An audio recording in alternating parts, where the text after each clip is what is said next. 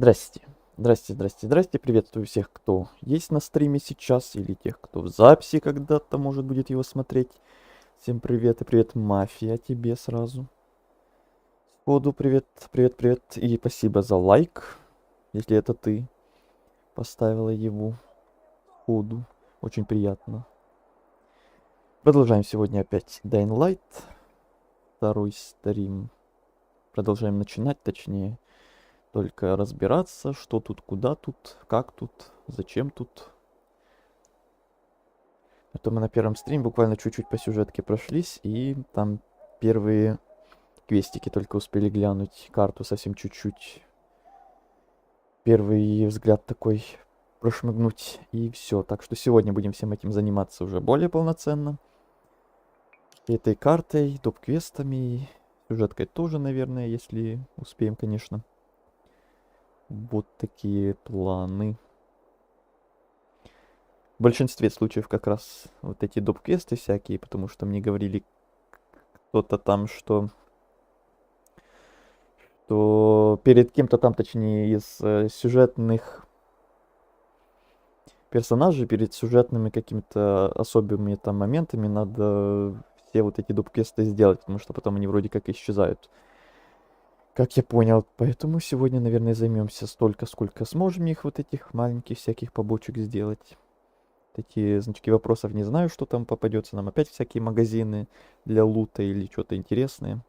Если просто лут, просто фарм, то я таким, наверное, особо заниматься именно на стриме не особо захочу. А вот доп-квесты это можно, да. Вот в данном моменте мы закончили вот тут вот. Тут у нас рядом ночной какой-то квест был. Это я его помню. И вот этот. А, это испытание.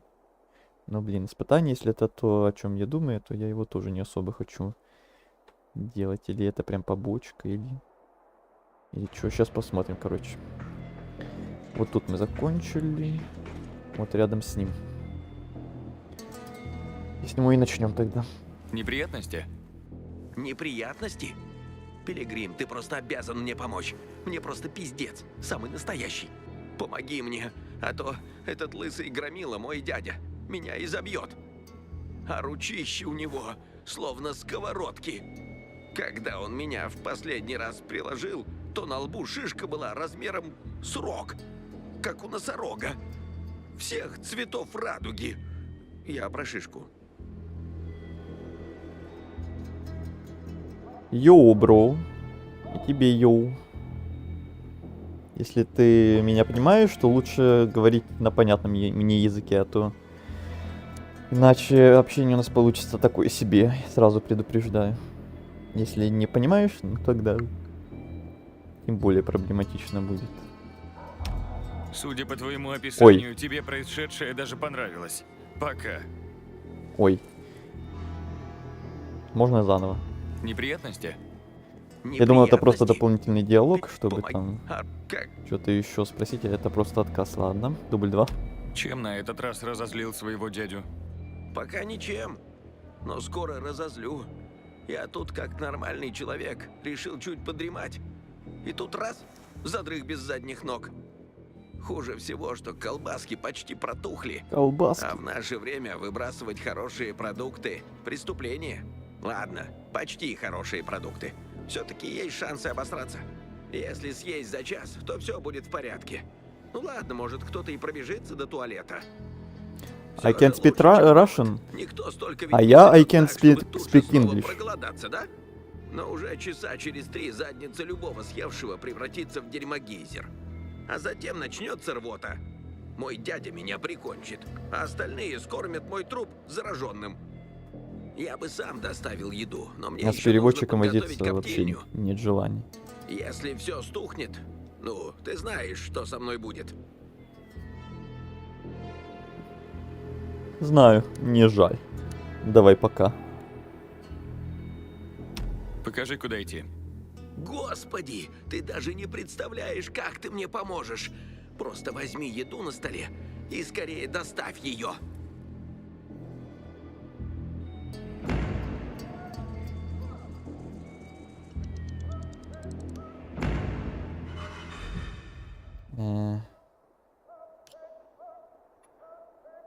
Испытание срок годности. Пройдите испытание, получив...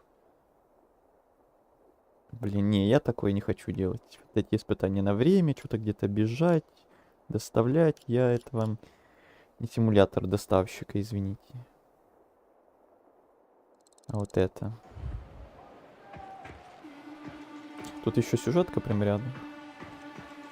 Ну ладно, еще вот это хочу глянуть. И потом 16 налево. Обойти 3 зараженных. 26 плюс 82. 108 шагов. Плюс длина гостиной. Так, Дважды, так как я возвращался. Ну-ка, ну-ка. Эй, ты в порядке? Черт! Из-за тебя я сбился. Еще раз. Сумка там. В 13 шагах от входа. 27... Стоп. Там 2 зараженных появились. Проклятье! Так мне его не найти. Что не найти? Диск отца. От него зависит будущее человечества. Будущее человечества? Так отец говорит. Его зовут Стелленборг. Он профессор космологии в нашем университете. Слышал о нем? Он написал знаменитую статью «Космология вирусологии. Учение будущего». А что на диске? Без понятия. Отец оставил его в рюкзаке. Или сумке. Не знаю. Я еще не все проверил. Я был в 13 шагах от этой квартиры, когда сюда забежали 2 зараженных. Нет, постой. 3. Хочешь, чтобы я тебе помог? Ты поможешь? Потому что я бы не смог. Я мог бы попытаться. Но 3 это слишком много. Они меня убьют. Да, возможно. В общем, диск лежит в сумке отца. Или в рюкзаке. А сумка или рюкзак в нашей квартире. Адрес 116 Bell Tower Road. Это к западу от Хорсшу, рядом с Мид-Пекин-сквер. И не забывай, судьба всего человечества зависит от этого диска. Разумеется, отец заплатит тебе, когда ты принесешь ему диск. Он будет ждать у церкви. Понял. О, и еще. Дождись захода солнца. Днем их тут полно, а ночью они выходят наружу. 5 в коридоре и 2 на лестнице. Нет, 3.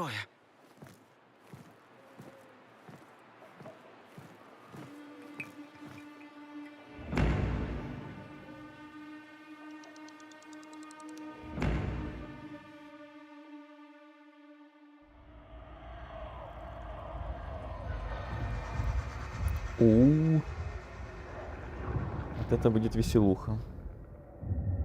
Сразу ночное что-то делать. Может, я и пожалею об этом. Надеюсь, нет.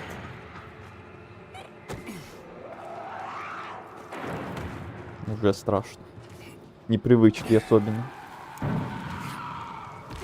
В те времена, когда остальные Dying Light играл, было вообще бы как-то пофиг на эту ночь. А так, сколько времени не играл, уже отвык и опять страшновато. По крайней мере, поначалу. Опять тут бродить.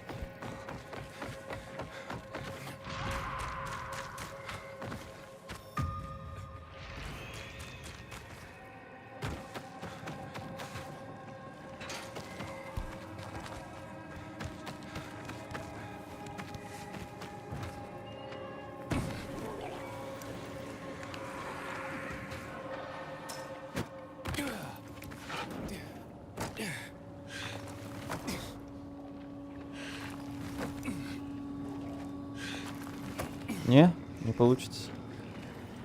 А вот сюда? Ну давай. Ну ты же можешь.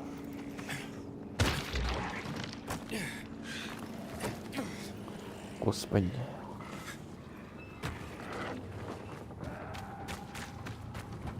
Ой.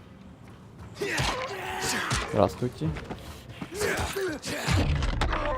Красиво. Уйдите.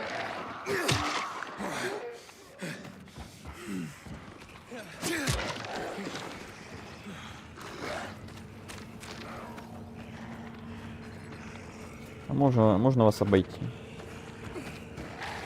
Спасибо.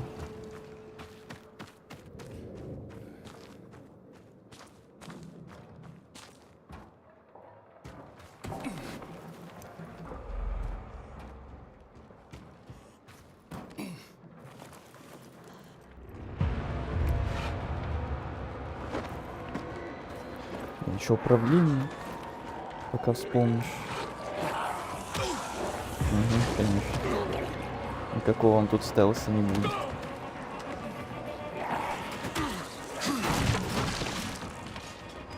О, взлом, да, очень вовремя сейчас.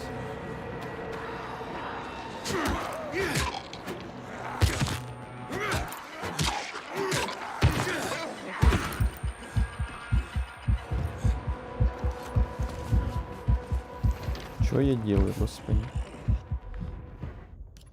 Ой, ненавижу все на ходу вот так вот творить.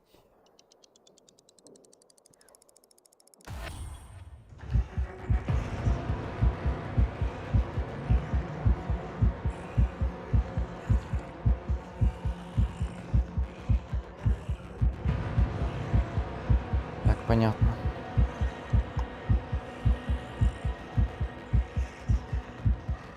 Игра опять вылетела. Только я решил попробовать опять эту штуку включить. Думаю, может там кое-что из этого.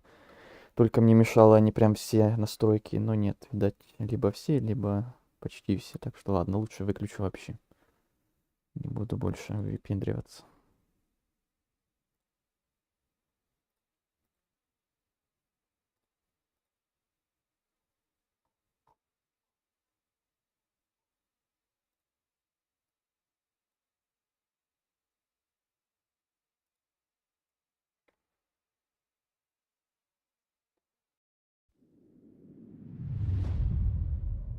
Цивилизация.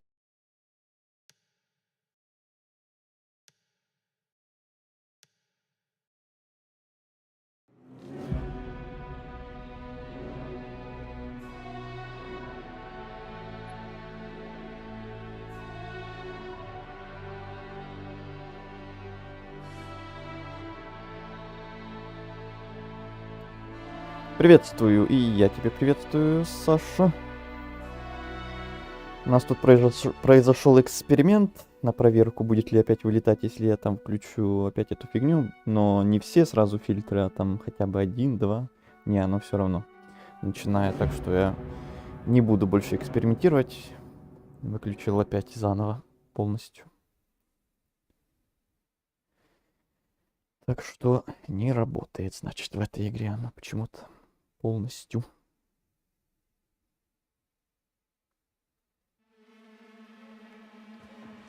Ага, и опять отсюда я загрузился, да. Ну ладно, значит. Оставлю тут квест на потом. Начнем сюжетного. По крайней мере, начнем. А, это не ту. Это как раз от этого мужика. А, сюжет. Вот.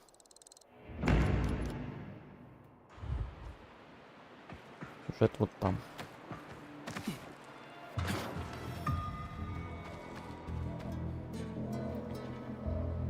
С этим фильтром игра какой-то кислотно-яркой становится. По крайней мере, на ютубе. Ну, главное не переборщить тут. Эй, Эйден, сюда! Ну, что они от тебя хотели? Если бы ты был на месте, как обещал. Эй, я попытался, но не знал, что в туннелях есть кто-то еще. Смерть Лукаса — тяжелый удар для них. Они любили его как отца. Айтеру не хватает харизмы Лукаса. Ему будет непросто. Айтер сказал, что мог бы пропустить меня в центр, если я помогу. Что? Чем ты можешь ему помочь? Он хочет, чтобы я нашел оружие Лукаса, Лазаря. Его не нашли на месте преступления. Он считает, что это поможет найти убийцу. Лазарь, говоришь? Необычные кастеты, да? Я знаю парня, который торгует краденым и прочим в таком духе. Барыга? Иногда. А так, обычный мошенник. И туповатый к тому же. Он уже задолжал половине города. Если кто-то в Велидории глуп настолько, чтобы купить их, это он. Как его зовут? Хуберт Кербацис, также известен как Рукожопый Хуби. Каждый день он открывает магазин в ветряке неподалеку. Продает миротворцам выпивку и травку. Хочешь найти Лазаря? Поговори с Хуби, а я поищу другие зацепки. Ладно, будем на связи. Всем привет, что сегодня делаем? Привет, Артём. Это у тебя что, уже традиция какая-то начинает? На каждый стрим зайти, вот этот вопрос написать и потом пропасть. Это уже какой? 3-й, 4-й, 5-й стрим. Мне уже забавно даже от этого становится немножко. Каждый раз спрашиваешь и потом пропадаешь.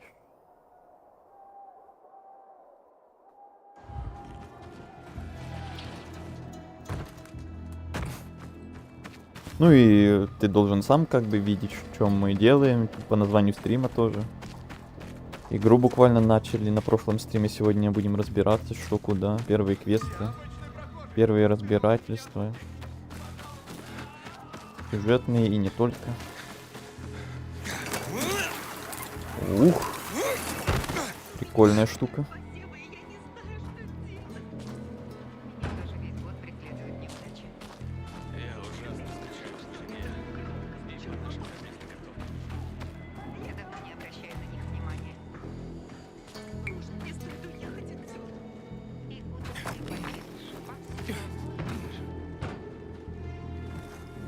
Хуберт? Нет, не я. Я тоже жду Хуби. В очередь. Ясно. Когда он будет? Через час. Или через 2. Пойди пойми этого рукожопа. Говорят, у него лучший самогон. Так что подождать стоит. Похоже, больше ничего не остается. Привет. Ты Хуберт? А ты кто? Покупатель. Хочу кое-что купить. Эй, это ж тебя хотели повесить, да? Эй, Хуби, у тебя особый клиент. Тот самый пилигрим с базара. Стой! Я просто покупатель! Значит, это был Хуби, да? Ага. Ну У вот, него срочная встреча с другим покупателем. опять погони. Ну да, Срочные ну да. встречи у него, ну да. Хакон! Он убегает! Узнаю Хуби. Подожди-ка. Вижу его. Бежит на северо-восток. И вот опять Артём, походу, нас покинул. Ну, я тогда не понимаю его, и вот это его привычки. Быстрее, Эйден. Почти Написал и ушел сразу же, буквально. Странно это все.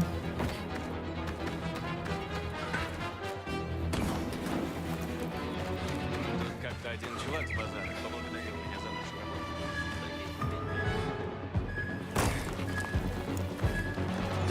работу. В смысле я покинул зону задания, алло? Я бежал туда, куда надо, вообще-то. О, боже. Хакон! Он убегает! Узнаю Хуби. Подожди-ка. Вижу его. Бежит на северо-восток.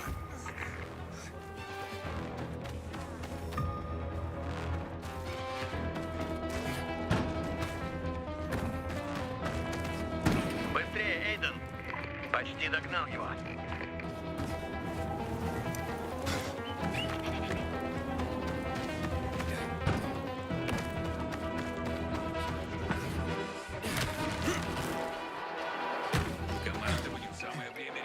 Ну, блин.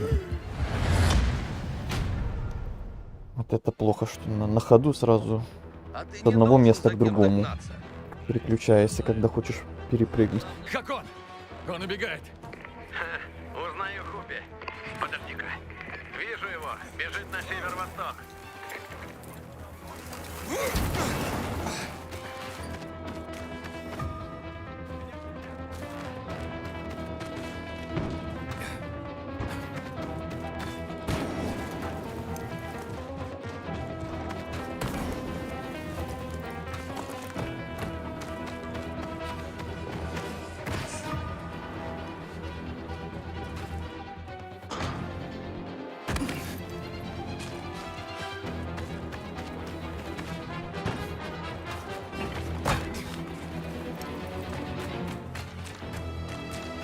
Быстрее, Эйден.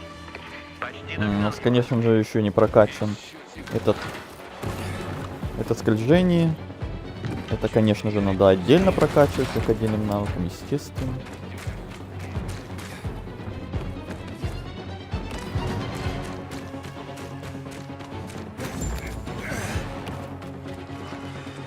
Как он? Его здесь нет. Это невозможно. Я видел его. Этот хорек спрятался. Посмотри вокруг. Стой, вижу его. Полез наверх. Видишь это здание ВГМ? Он лезет на крышу.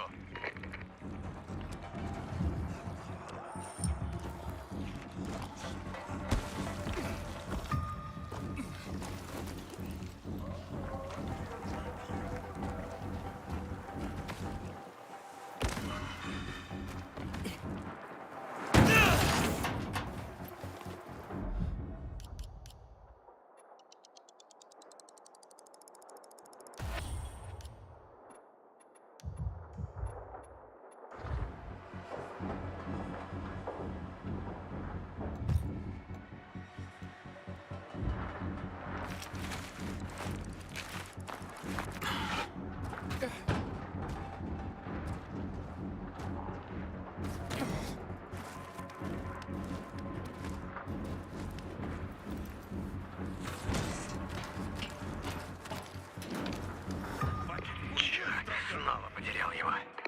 Он должен быть на той крыше. Найди его.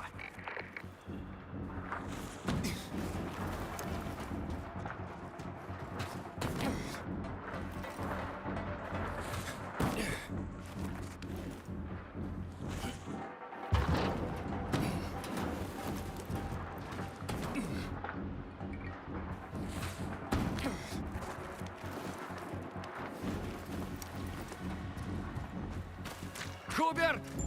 Я просто хочу поговорить!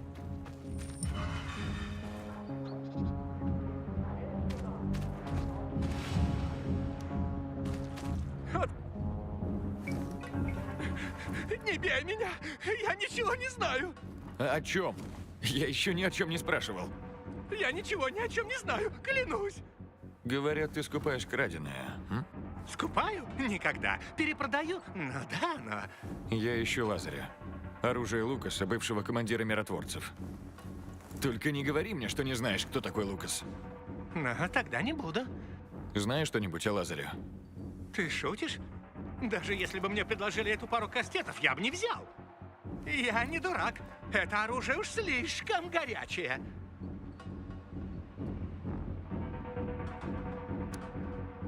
Почему ты от меня убегал? Потому что каждые 5 минут кто-нибудь меня ловит. Ладно, возможно, иногда у людей есть причины на меня злиться, но я все исправлю. Скоро.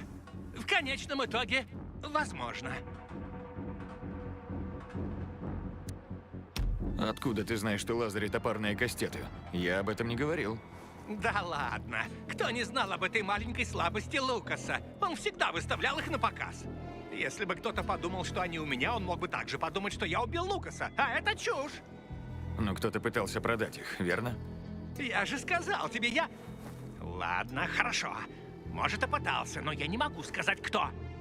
Конфиденциальность клиента. Хватит придуриваться. Говори или... Ее зовут Майя. Я встретил ее в многоквартирном доме на Мидпекин-сквер, недалеко от старой мясной лавки. Но больше я ничего не знаю. Отстань от меня. Там рядом еще вроде какие-то армейские казармы. Я найду.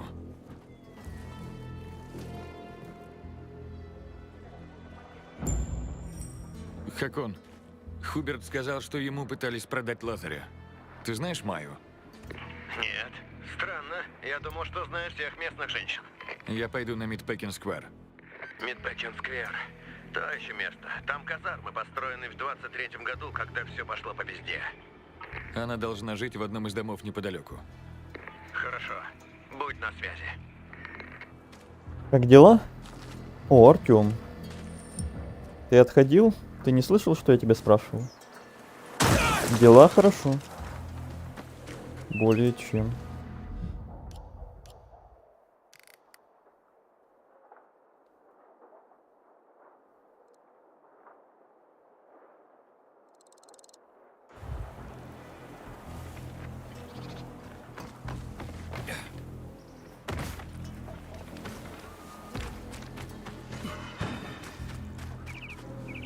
Еще один ветряк.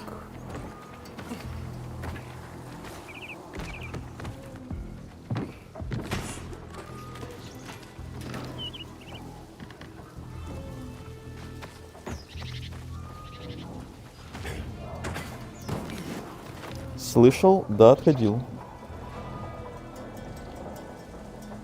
Ну, если слышал, ответишь ли ты на этот мой вопрос?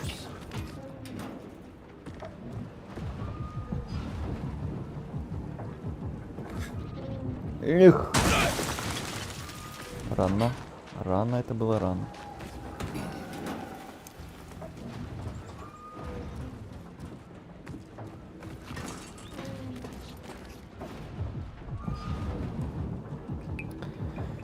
Ой, ладно, ждем.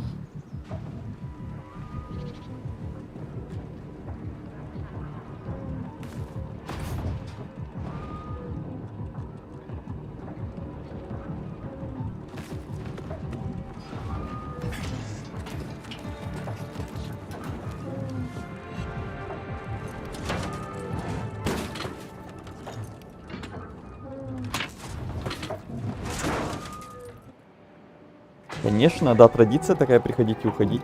Серьезно.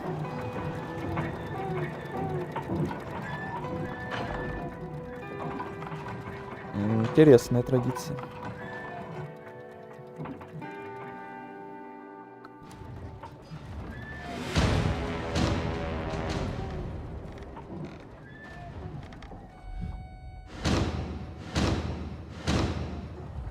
Что там происходит? Безопасная зона новая.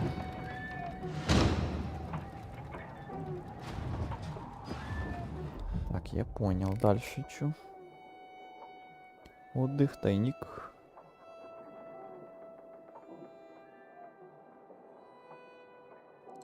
На квест идем, по пути еще вот это глянем. На стримы да, а в жизни нет.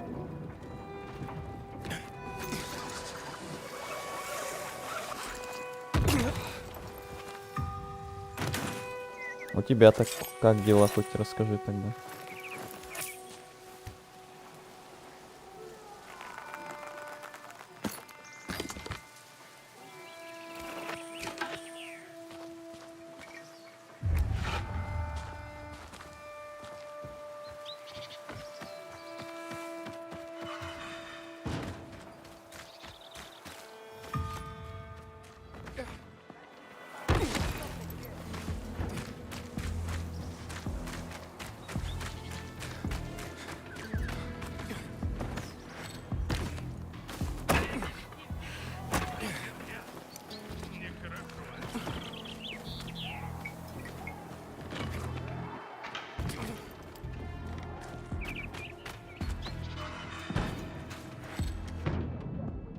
ПГМ аномалия. Дойдите туда ночью. Опять ночью. Тоже всю ночью.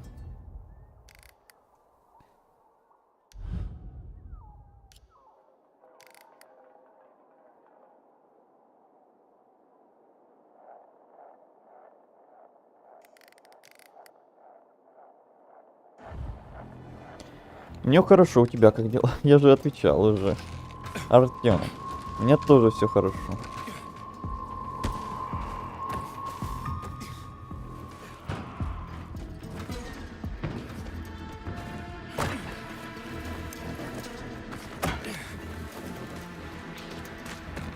Делаем сегодня вот новую игру вчера. Ой, не вчера, на прошлом стриме. Или на позапрошлом стриме, господи, уже все перепуталось. Начали вот Dying Light проходить. Сейчас вот только начало игры, все еще разбираемся, что куда, да как. Вот такие дела. Привет, Смокода. Привет и тебе. Так, внезапно еще один ветряк. Неплановый.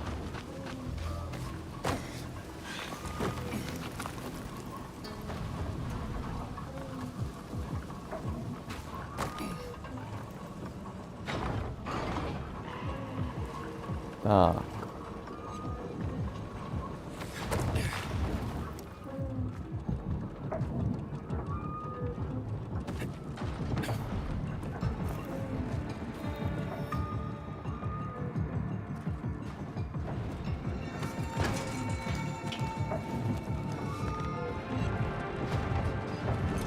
Какие твои любимые механики в играх?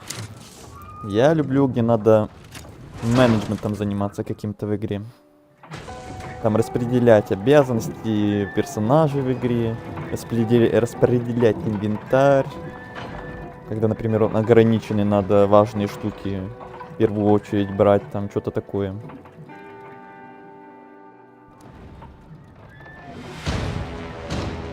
Поэтому моя любимая игра, по крайней мере инди-игра, а может и в целом любимая игра во всем, это The War of Mine, которая прям очень сильно основывается как раз на вот этом вот менеджменте, который мне как раз нравится больше всего.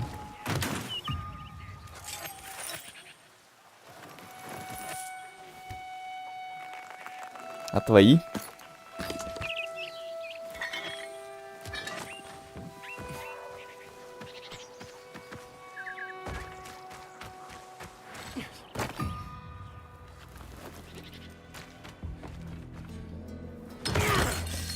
Ай, как так-то? Как больно.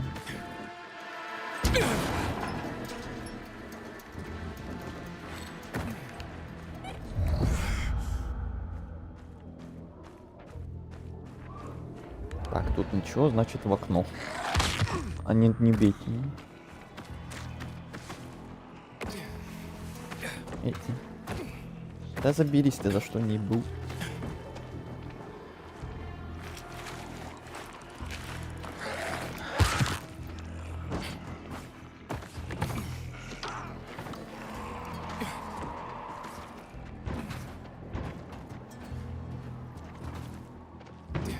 С другой стороны, что ли?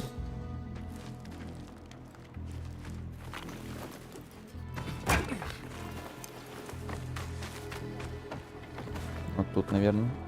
Ну, конечно.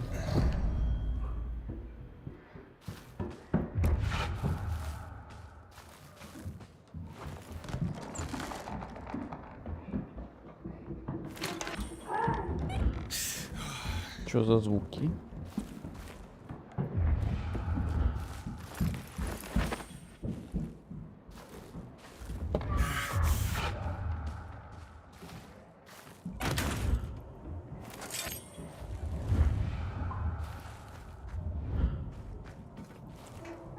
Нет воды.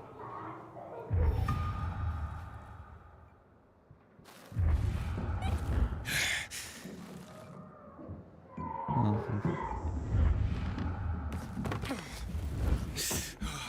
Не трогай, это мое! Нет, это мое. Смешно! Настоящий сральник.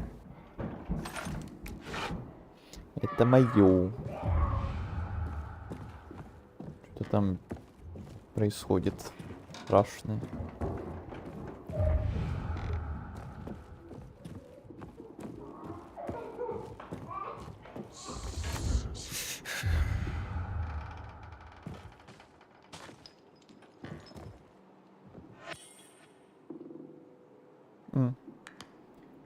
А, нет, не такое уж и страшное. Эй, дети, вы не знаете женщину по имени Майя? Чё смешного? Майя не женщина! Она обычная девчонка! Так это ты пыталась продать Хуберту оружие миротворца? Да, но этот козел не захотел брать. Разорался и погнался за мной. Внезапно. Внезапный поворот. У меня любимые, где надо паркурить, выживать, сражаться. И самое главное, сюжетные, короче... Сюжетные, короче, мне нравятся все игры. Понято. Понял, принял. Как тебе попало оружие миротворца? Это наша общая находка. Мы тут зависали, ну и наткнулись на трупак. Тут такое часто. Мертвее не бывает. Мы обыскали его, и я взяла себе эти штуковины, потому что подумала, что за них могут неплохо заплатить. Майя, мне нужно это оружие. Это очень важно. Отдай. Ты хочешь, чтобы я просто так отдала тебе эту хреновину? Ты спятил? Эта хреновина называется Лазарь, и она принадлежала очень важному миротворцу. Если ее не вернуть, начнется война. Помоги нам найти убийцу. Ладно, отдам я тебе эту дурацкую штуку. Но за 5 сотен. Что? У меня нет столько, я еще не нафармил. Это большие деньги. Только детка. игру начал. Еще бы. Жизнь чертовски дорогая. Ой, Мне нужно купить воды и маркер для моего брата. Ой-ой-ой. Ему скоро 12. Могу дать 10, и это последнее предложение. классно торгуемся. Все равно их никто не хотел покупать. Гениально. Вот это, я понимаю, сторговались. С 500 на 10.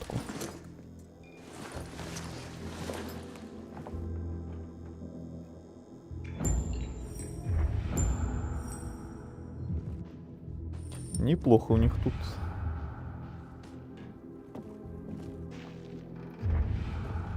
Уютно даже, Я несмотря на взрослая. И уже очень зомби-апокалипсис. давно. Ну, я по тебе и вижу. По твоим запросам. Хакон, Лазарь у меня. Отлично, отнеси Айтеру. Классный подарок на день рождения. Хотя и понятия не имею, когда этот козел родился. Буду ждать у станции метро. Ладно.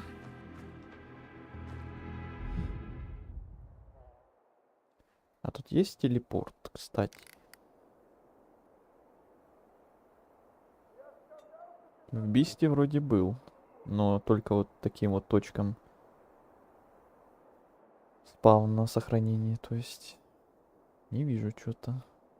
Отслеживать. И все. Ходу нет. Обидно. Постоянно бегать туда-сюда. Такое себе будет счастье.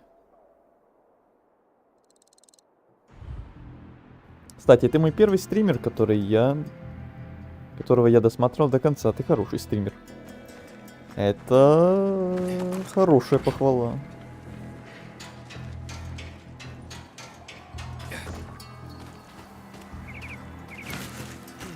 Благодарствую. Тоже ничего приятнее. Первая часть я в сиквелах не нашел. Мне Бист понравился больше, чем первая часть. Чисто мое мнение, если честно. Но я и первую играл, не то чтобы прям от и до, потому что там я видел еще много было чем заняться, можно было бы. Там же еще в коопе можно играть. Геймы всякие, ивенты, наверное, выходили. Обновления куча всяких выходило или выходит до сих пор. Но для меня лично это просто неинтересно, поэтому я, может, и игру считаю не так уж интересной, как Beast. В Beast там просто больше всякого уже более удобного, современного, улучшенного. Так, я же тут был.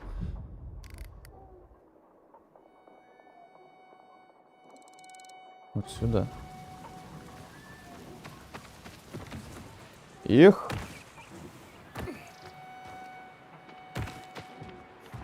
Не знаю, как эта игра. Нравится ли еще больше или нет. Посмотрим. Ага, еще один магазин какой-то. Брошенный магазин, да.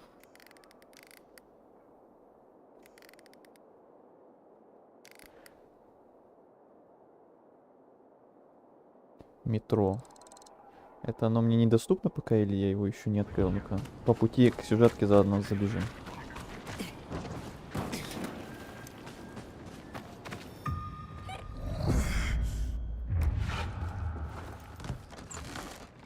Первая с Хараном все-таки любимая.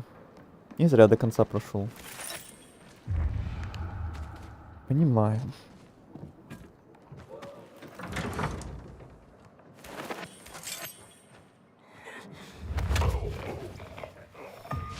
Я мог просто под музыку паркурить и колотить мертвецов.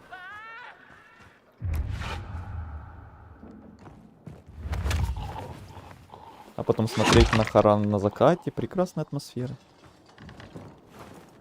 И что самое главное, игра тянулась нормально, да? Это самый главный плюс, наверное, был. Если бы не тянулась, не была бы оно и любимой. Это логично.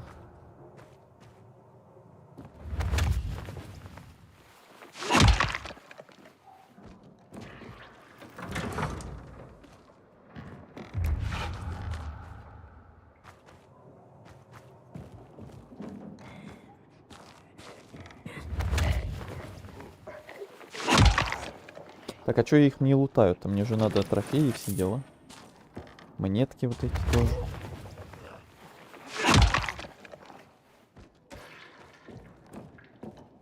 А некоторые не лутаются.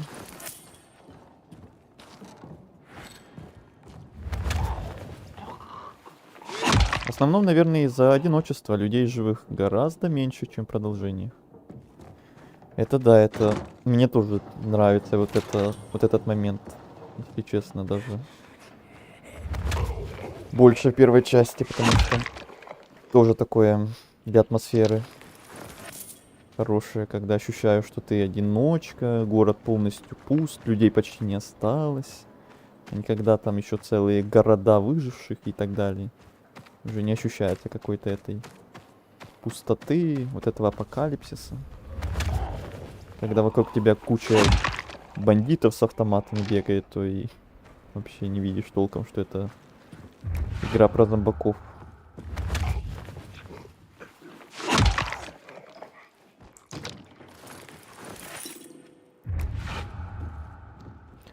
Так, полутались и хватит.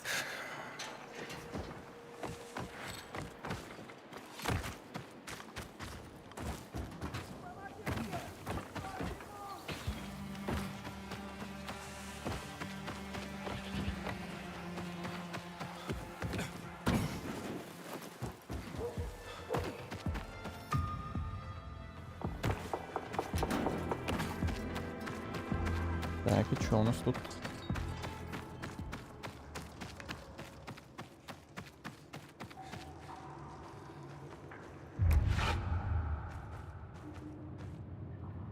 Оу, кассета. Пожалуйста, отпусти меня! Нет!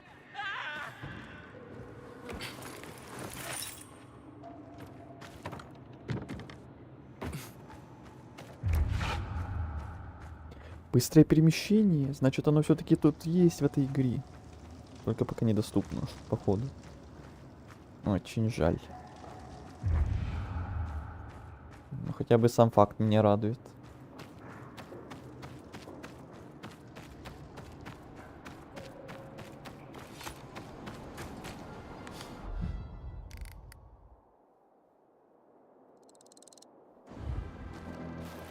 Уже вечереет, кстати. А, это внизу. Внизу мне пока нельзя. Дальше сюда. А что, там не был? Судя по награде, что не забрано, да, я там не был. Идем туда.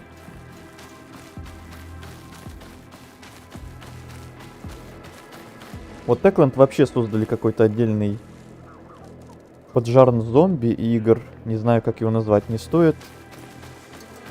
Но стоит он из-за рукопашного боя и открытого мира. Состоит. Поджанр.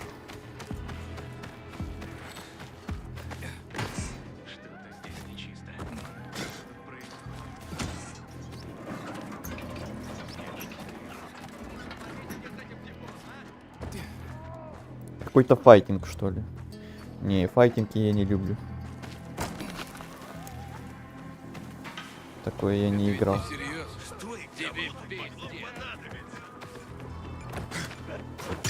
Ай.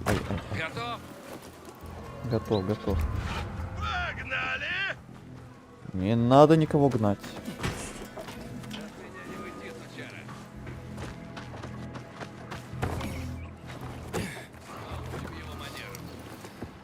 Думай быстрее!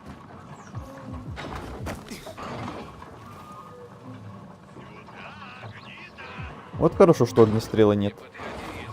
Но мне пока непривычно, если его тут вообще нет. Хотя говорили на прошлом стриме, что потом его все-таки добавили в эту часть, но потом. А то я, когда играл что первую часть, что The Beast, я потом на финальных этапах игры просто любил взять всякие вот эти дробовики и лупить всех по наслаждению и не париться с вот этими ближнебоями. Да там финального босса вообще только этим оружием и надо было, по-моему, проходить. Ближним боем там, не знаю, вообще можно было бы.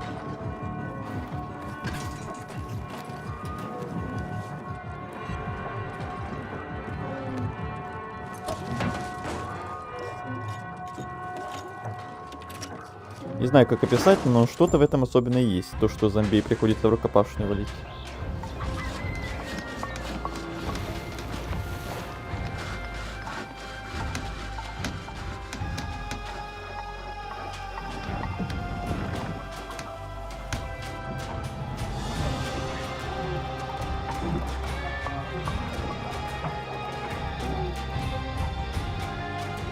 Да ты не понял, ну вот как всякие игры про средневековье и открытый мир, только с зомби и паркуром. А, кажется, я что-то такое видел.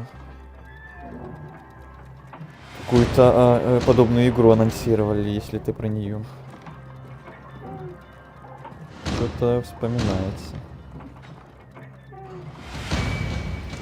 Еще одна безопасная зона.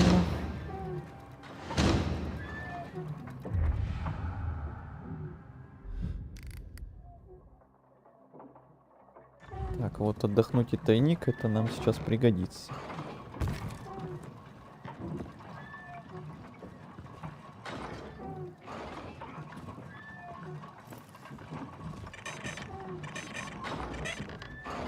Тоже ночь. Тут нельзя куда-то мягкое приземление устроить. О, можно. Ух. Чувак, пить-то как хочется. Чувак. Это в твоем-то возрасте. Тебе иногда не кажется, что ли? Так, вот это можно разобрать, наверное, все. Серое. То у меня уже скоро места не будет.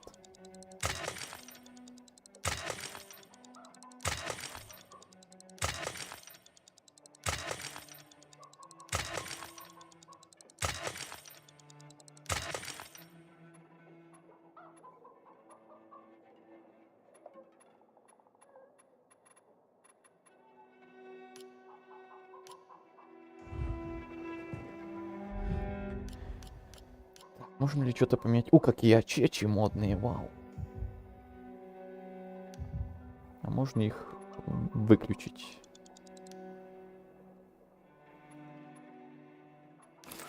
Спасибо. А то сильно смешные они. Вот это тоже можно? Тоже можно. Прикольно. Вот это я люблю, такие моменты кастомизации. В играх, когда добавляют. Привет, Азель. Привет. Так, что я еще не прочитал? Ни одной похожей игры на все зомби-игры от Techland не припомню. Ну да, есть такое. Тяжело это описать, потому что под Dying Light или Dead Island я про них и говорил. Нет отдельного жанра. Но я бы сделал. Да, я помню, ты говорил, что-то такое рассказывал раньше, еще когда я проходил то ли первую, то ли Beast. Что ты хотел бы вот что-то такое, вот такую вот игру прям для себя. Игру мечты.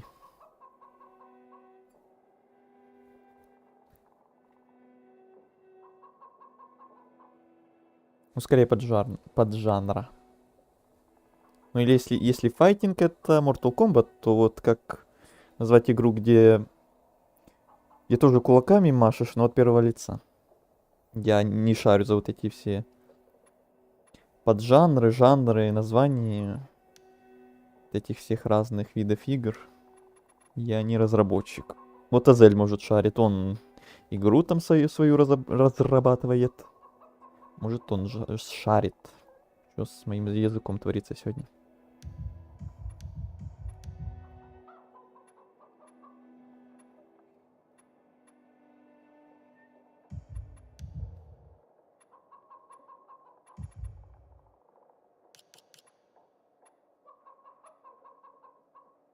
Дорогие мои Эти слушатели, кассеты я не слушал вам еще. это может показаться странным, но для меня это очень важно. Ем вкусную Моя шоколадку. дочь Приятного Рената аппетита. через неделю выходит замуж. Свадьба должна была состояться больше года назад. Рената пригласила 200 гостей. Так радовалась. А потом, сами знаете, появился вирус. Пришлось все отменить. Мы надеялись, что ВГМ возьмет ситуацию под контроль, что ограничения рано или поздно снимут. Но, сами видите, становится только хуже. кое-кто из заграничных гостей, которых мы пригласили, но они погибли. В итоге мы решили провести свадьбу в самом близком кругу. Для Ренаты и Вальдека это событие очень важно. А для меня важно испечь им торт. Эта традиция в нашей семье передается из поколения в поколение. Мать печет свадебный торт для дочери. К сожалению, неделю назад кто-то украл моих куриц. Понимаю, сейчас любая еда, вплоть до самого крохотного яичка, безумно дорога. И там на фоне но курицы если кудахчет как раз. какая-нибудь добрая душа Какое совпадение. поделится с нами яйцами, я буду очень благодарна. Берегите себя, Дарья. Доска объявлений, охота за яйцами. Женщина отчаянно ищет яйца, чтобы испечь торт. Забавно. И курицы там на фоне, как я сказал. Тоже забавно. Такое совпадение. Шарю за что? За вот эти вот, какие существуют жанры, поджанры игр. Как правильно называется вот это вот, что Смакодав написал. Игра, где машешь кулаками, как файтинг, но от первого лица. Я говорю, что я не шарю за вот эти вот все штуки, которые... Как игры правильно называются, вот эти их жанры, поджанры и так далее. Говорю, может, ты шаришь, ты же разрабатываешь свою игру? Или это все равно другая отрасль? Ну, тут такие же, но еще и открытый мир, плюс чутка, РПГ, плюс паркур, еще и зомби. Да, это та самая твоя игра мечты, да? Это уникально, никто похожих игр не делал. Да, поэтому наступит когда-нибудь время Смакодава, и он сделает то, что никто еще в мире не делал. О-о-о. Очередной чудесный день в Великом Велидоре. Как наш славный город выглядел несколько веков назад? Изначально поселение на берегу Турзавы называлось Гресбургом. Городом оно стало в 1033 году при Энгельграме IV, который переименовал его в Велидор. Благодаря торговле с Ост-Индией значение Велидора в 16-17 веках выросло. Город стал привлекать внимание торговцев со всего света. Стремительное расширение города замерло в 1772 году из-за Великого Линденского пожара. Пожар, начавшийся на складе купца Якоба Линдена, поглотил большую часть старого Трескового квартала и унес 1000 жизней. И все же велидорцы говорят, эти стены могут дрогнуть, но не падут.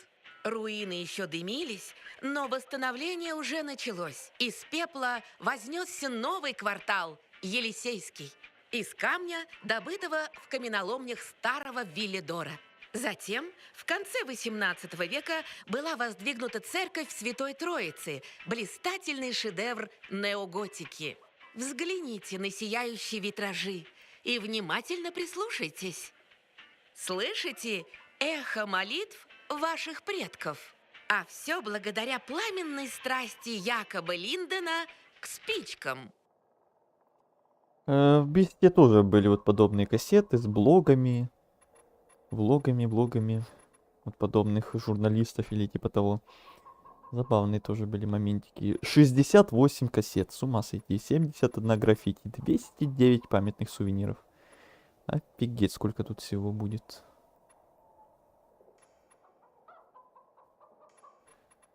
Господь, Господь.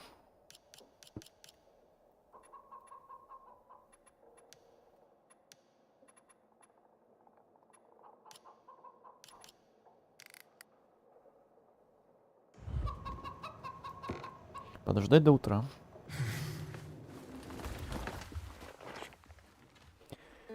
Не мечты, конечно, но мне это нравится. Мечтать не вредно, а вредно не мечтать. Ну, я не углубляюсь в другие жанры, но файтинг от первого лица, думаю, и останется файтингом. Да, ну... Если так, то ладно. Так, все, дальше идем. Пока идем на сюжетку по пути, осматриваем вот эти все штучки. Так, не надо мне в пропасть. Капуста, тыквы, помидорчики кругом растут.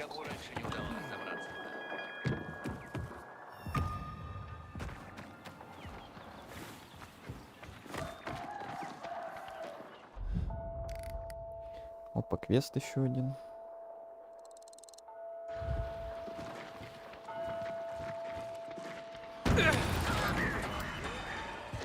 Армейский конвой. Угу. В БИС тоже были конвои.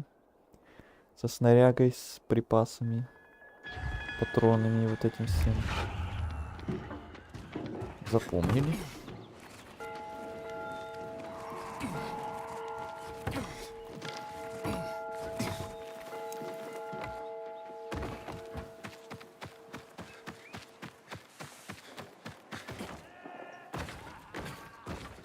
Вонючками рождаемся, вонючками и помрем. Мира, у тебя негативное мышление.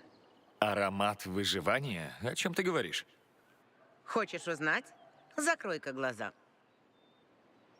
Аромат. Что ты ощущаешь? Звуки куриц. Ну, я слышу звуки. Так. А еще? Фу, что-то воняет. Именно. Запах. Импульсы, идущие от органов чувств в лимбическую систему. Они вызывают эмоциональный отклик, воспоминания, благоденствие рассудка. Но оно воняет говном. А ты чего ожидал? Приятного аппетита, Думаешь, кто ест что под люди стрим. используют в качестве удобрения? Слишком много информации. Прости. Азель говорил, что там кушает вкусную шоколадку. Надеюсь, ты уже ее докушал. Итак, кто ты и что ты здесь делаешь? Еще до падения я работала в парфюмерной компании. Мне посчастливилось работать в то единственное столетие, когда мир действительно приятно пах. Но все это пропало. И я задалась вопросом, как это изменить? Какой аромат сделает людей счастливыми в этом убогом мире? Мне нравится, как вторая часть выглядит, но вайбы первой больше заходит. Мне вот тоже, вот именно вайбами, первая часть чуть больше тоже понравилась, чем Бист, потому что в Бисте там все-таки деревня какая-то, там есть свой какой-то мини-городок, но в основном там такая окружность, поля, леса, деревня. Кому-то такое больше нравится, но мне больше как-то зашло вот город, Харан, заброшенный, людей нет почти, высотки, зомбаки, все дела.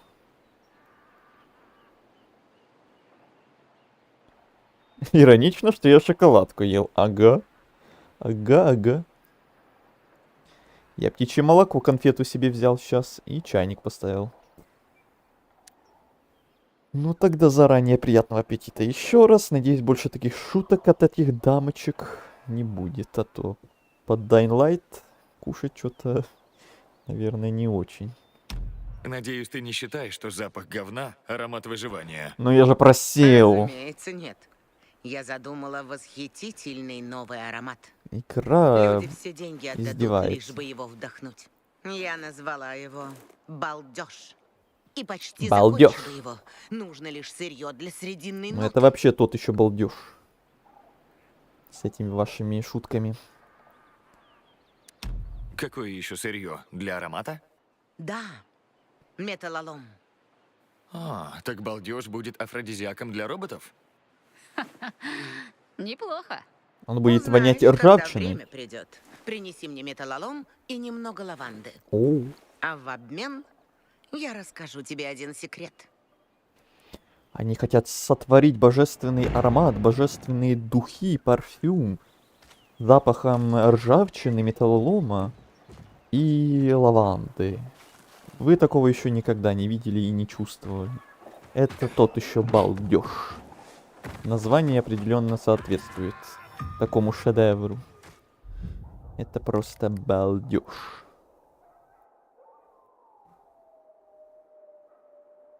Водонапорная башня, кстати, какая-то.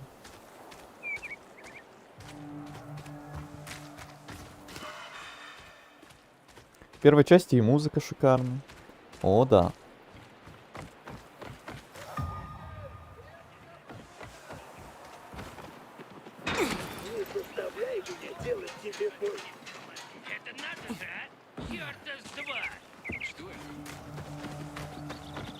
Извините, я мимо. Пробегал просто. Балдежный аромат. Ну, дамочки явно шарят за божественные ароматы.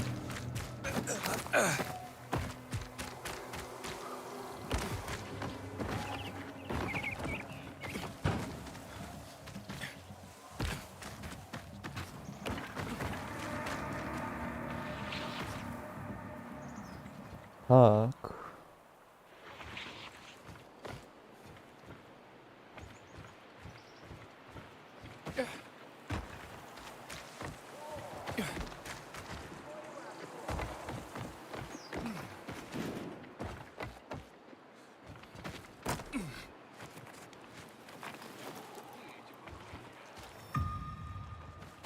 И...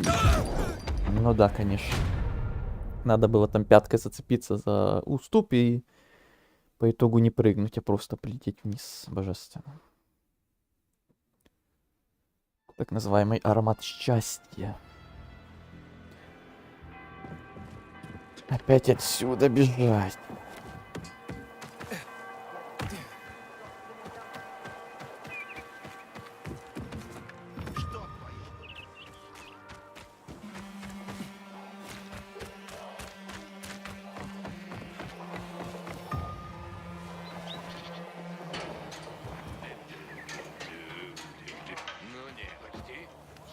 Это что за херня? Попался, ублюдок. Попался! Хорошенько подумай, засранец. Сам засранец. Держись подальше. Я думал, кстати, ты уже спать будешь, Азель. То есть сегодня поздно довольно-таки запустился. Блин, он зацепляется за вот этот уступ и прыжок не обламывает. Ну-ка, если отсюда... Ясно все. Не буду больше тут пытаться. Будем искать другой путь.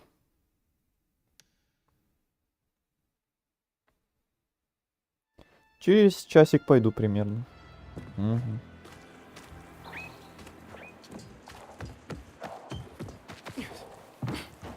Ну, я и ненадолго сегодня, где-то традиционно 3 часика, наверное, и все. Это вам не Silksong, где мы по 6, по 5 часов сидели. До поздней ночи иногда. Это было типа исключение. Нередко такое бывало с другими играми, когда прям столько много часов. В основном всегда где-то по 3-3,5 часа. В среднем.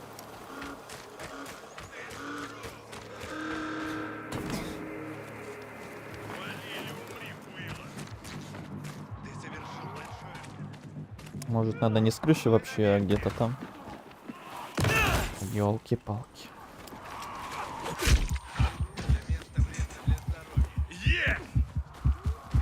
Нет.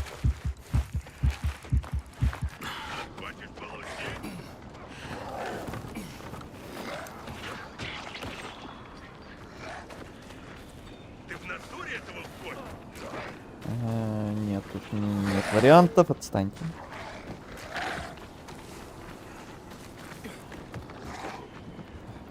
Тут ничего нет. У меня плохое предчувствие.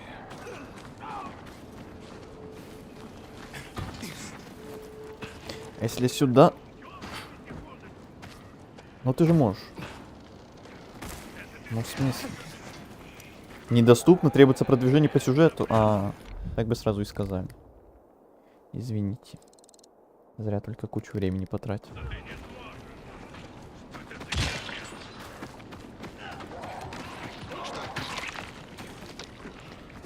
А, еще эти прицепились. Предупреждаю последний раз. Хочет подниматься еще. Ладно, убейте его. Начну оттуда. Там будет быстрее и проще.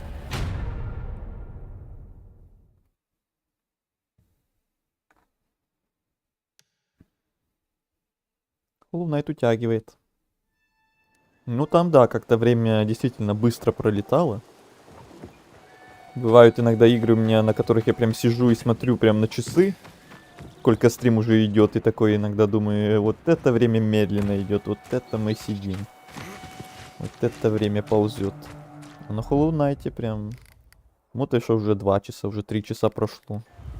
Прям летели часы. И не уставал как-то. Такое редко бывает.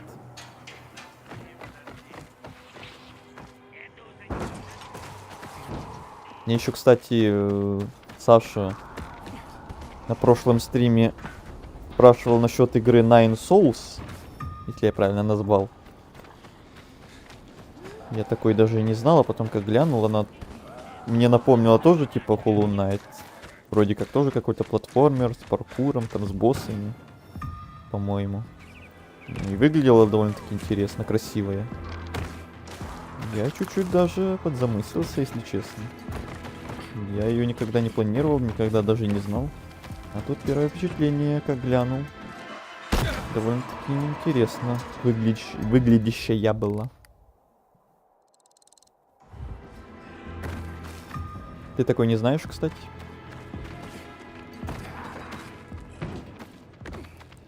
Так, я пока магазины вот эти открываю на карте. Так, это конвой еще один. Дальше. Раз все равно по пути к сюжетке. Темное пространство еще одно, замечательно. Испытание, испытание мне не надо. Ну тогда все, идем на сюжетку теперь. Хотя, можно еще вот такой крюк сделать. Вот это открыть и вот этот квест взять. Для идеальности прям. Странное ограничение, лучше бы ограбили это как-нибудь. И я так думаю. Я все равно там не видел путя никак. Как туда попадать. Хорошо, что хоть заметил эту надпись про сюжет. А то бы так еще мог полчаса пытаться как-то туда забраться.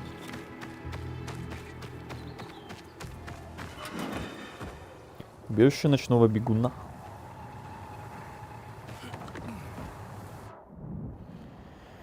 Кровавые узы. Что?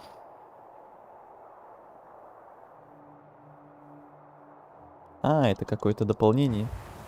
Не, пока не надо. Эйден, наконец удалось с тобой связаться. Нужна твоя помощь.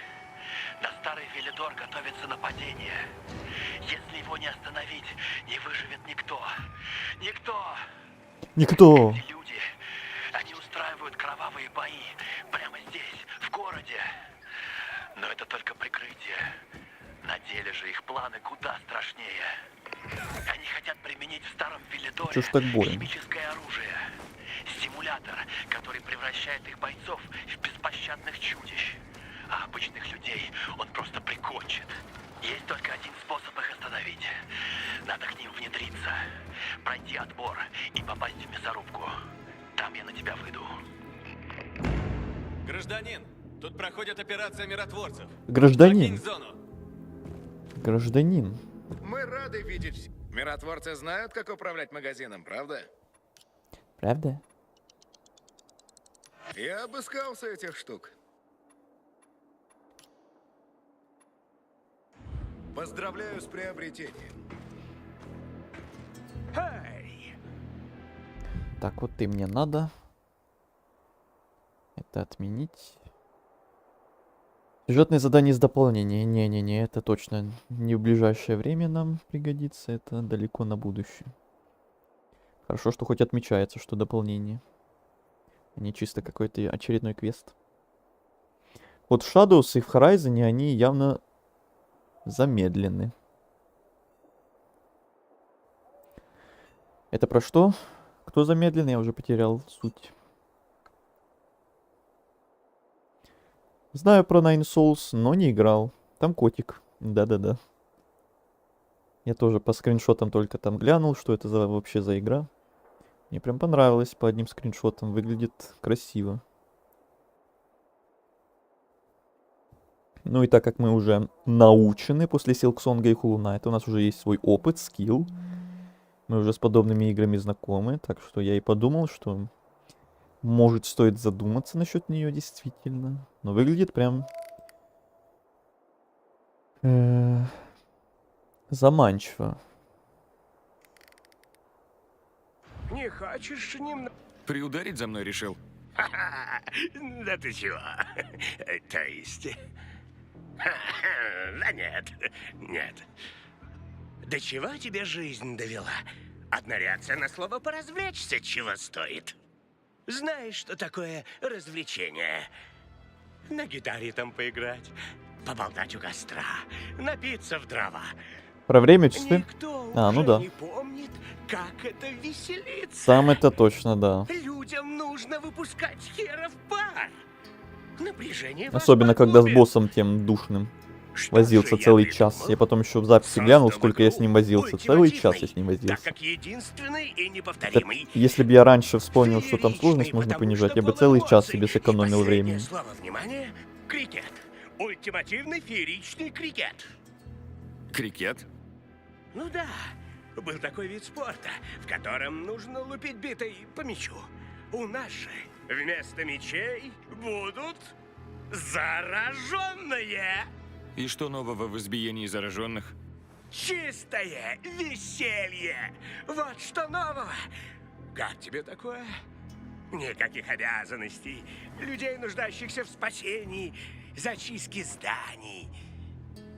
Просто вымещаешь все свои негативные эмоции на разлагающихся мудилах. Разве не в этом суть некоторых видов спорта? Бокса, Не надо грабить никого, обыграли, я так что, написал. если будет Ну настроение, чё кому? Я бы вот и выйди на ограбил. арену и бери в руки А чё, игра про это. О, кстати, Выживаем как можем. ты еще и заработать сможешь. Так что почему бы Ну, и нет. обещай мне кое-что, бро.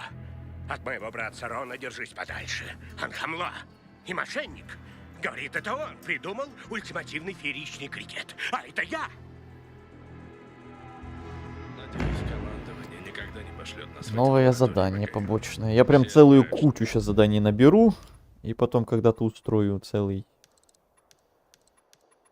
стрим по доп-квестам. Пока просто набираю их целый мешок, целую кучу. На будущее.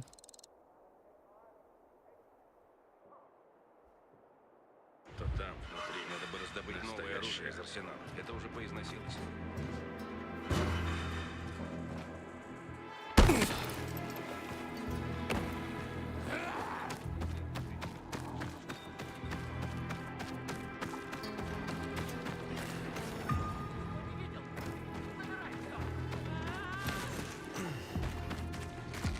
Ага, это еще одна эта штука ночная.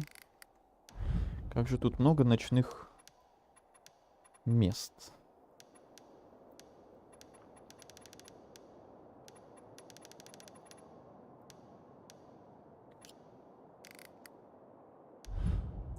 Да не то нажимаю. Стычка. Угу.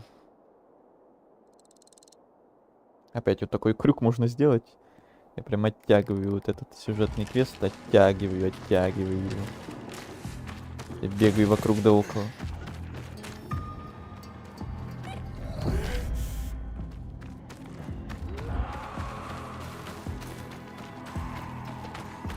Ну, город с зеленью красивый.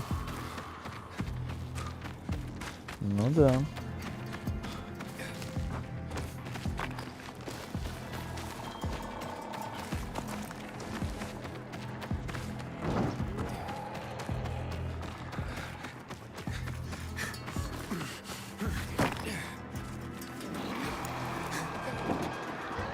А ты не играл в подобные, кстати, игры? Ты вроде не рассказывал о себе ничего связанного с этими подобными Dying Light'ами или чисто связанных каких-то зомби-игр. Еще одно испытание, не хочу.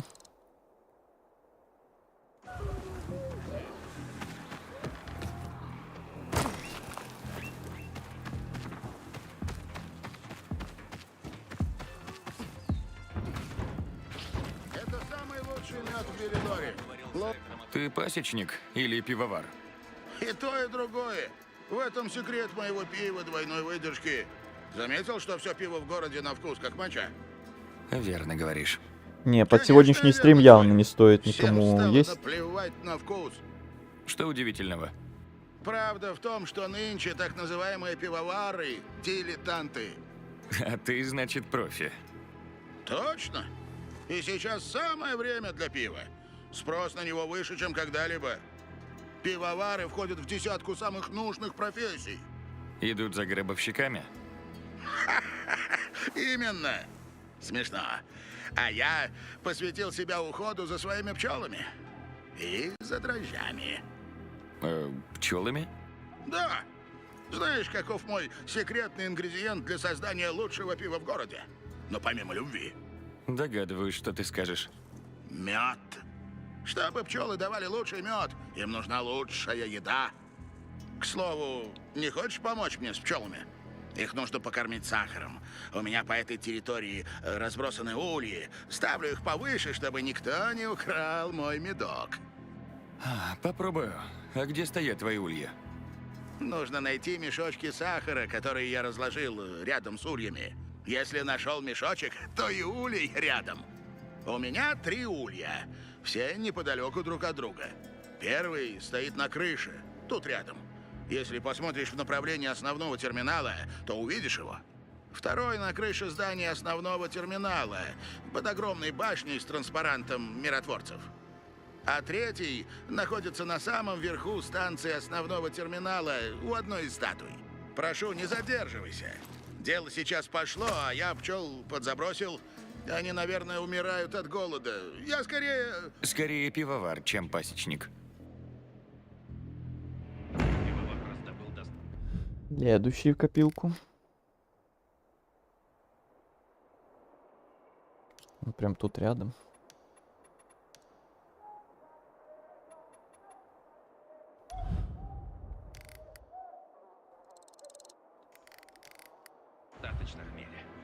О, мешочек с сахаром. Я могу спасти пчел барака от голода. Надеюсь, у Айтера есть решение для нашей проблемы с водой. Уже теряем. Из зомби-игр играл Dying Light 1. Больше не помню подобного, кроме растений против зомби. Но это классика. Само собой.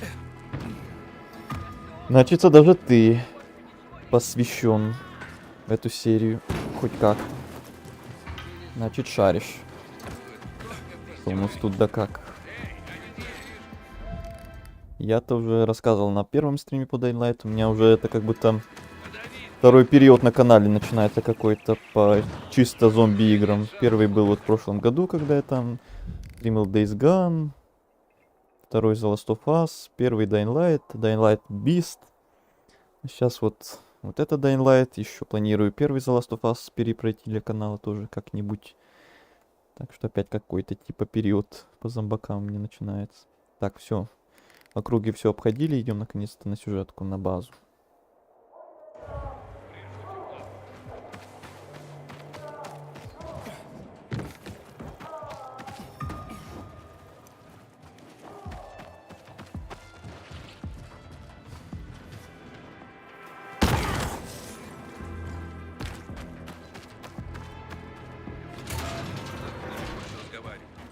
Чему вражда? Мы все желаем мира. Мне очень нравится первая часть. Ее паркур и боевка. Невероятно. Остальные не было желания попробовать. Глянуть. Исследования показали, что выражение лица влияет на Или на ютубе хотя бы. Не зацикливайся на негативе. Сравнить, например. Ну, вот как раз вот вторую можешь чуть-чуть сравнить. Пилигрим вернулся. С первыми впечатлениями. Надеюсь, не с пустыми руками. Я нашел Лазаря. Да Если что именно про Dying Light я иметь был в виду. прав. Ты смог то, что мы не смогли. Ну и где тот мудак, у которого они были? На Мидпекин-сквер. Ты же не отпустил его? Это мог быть убийца. Я взял их у девочки. Ей лет 10. Она его не убивала. Нашла на трупе. Стоп, к этому мы еще вернемся. Оставь нас.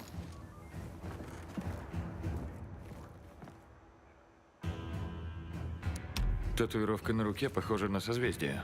Это знаки различия. Когда у нас закончились материалы, татуировки заменили нам погоны. Они показывают нашу иерархию. Как в тюрьме? Тюрьма или армия все равно. Везде есть иерархия. Я выполнил работу. Теперь твоя очередь. Пропусти меня в центр. Не я решаю, когда будет открыт туннель в Централ Луп, Пилигрим. Командование хочет, чтобы я нашел убийцу. Айтер, ты обещал! Успокойся, Пилигрим. Я держу свое слово. Во-первых, возьми это в знак моей благодарности. Айтер, мне нужно в центр. Ясно? Ты кого-то ищешь, верно? Я тоже хочу попасть в Централ Луп. Там моя жена и дети. И я не могу защитить их, пока нахожусь здесь. Туннель будет открыт, когда я найду убийцу. Это понятно? Ты можешь помочь мне, а можешь подождать, пока я найду его сам.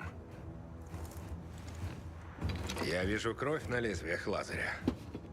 Перед смертью Лукасу удалось ранить убийцу. У него должны быть ужасные раны. Если ты найдешь его, ты поможешь не только мне, но и самому себе. Ладно. Есть подозреваемые? Командир был убит на базаре. Наверняка кто-то из них. Вторую часть, может, и хотелось бы, но тут немного не тот опыт, что в первой части. Все же мне больше нравилась история Крейна. Его сомнениями по поводу работы своей. А Бист, там же как раз тоже Крейн вернулся. Жители базара простые люди. Зачем им бросать вам вызов? А вот почему я хочу узнать правду до того, как будет отдан приказ о применении силы. К тому же, внешность бывает обманчива. Они хотят от нас избавиться. Они думают, что анархия – ключ к созданию нового мира. Что ж, сейчас кругом одна анархия. Карл – лицемер и мошенник, промывающий людям мозги своими хитрыми речами. Он говорит, что все равны, но это чушь. Нельзя быть лидером и равным одновременно. Привет, это я, Артём. Не покушал. Забавный ник. Привет, Артём. Запомню, что это ты. С возвращением. Просто я тут аккаунт не могу зайти что-то. Нужно пароль восстановить. А пароль ты не помнишь, да? Типичная проблема с паролями, с этими аккаунтами и прочим. Я постараюсь найти убийцу. Прекрасно. Это твой билет в центр. Возвращайся на базар. Мне еще нужно что-то знать? Да, нужно. Но это совершенно секретно. Никому ни слова. Артём, это какой Артём? Звучит У нас серьезно. много Артёмов. Тот, кто Артём, убил который с зеленой забрал аватаркой, маленький который был трофей. уже сегодня на стриме. Там Вырезал татуировку в чате с раньше его он писал. мертвой руки. Если я Кто-то правильно понял. надругался над трупом? Это серьезный залет. Именно так. Ты же он? Если парни узнают, что сделали с Лукасом, их не удержать. И начнется бойня. Или это другой Артём, или я не рассказал понял. тебе, потому что если ты У найдешь, нас действительно было много Артёмов, может я и не понял. ты найдешь и убийцу Лукаса. Понял. Прямо сейчас и займусь.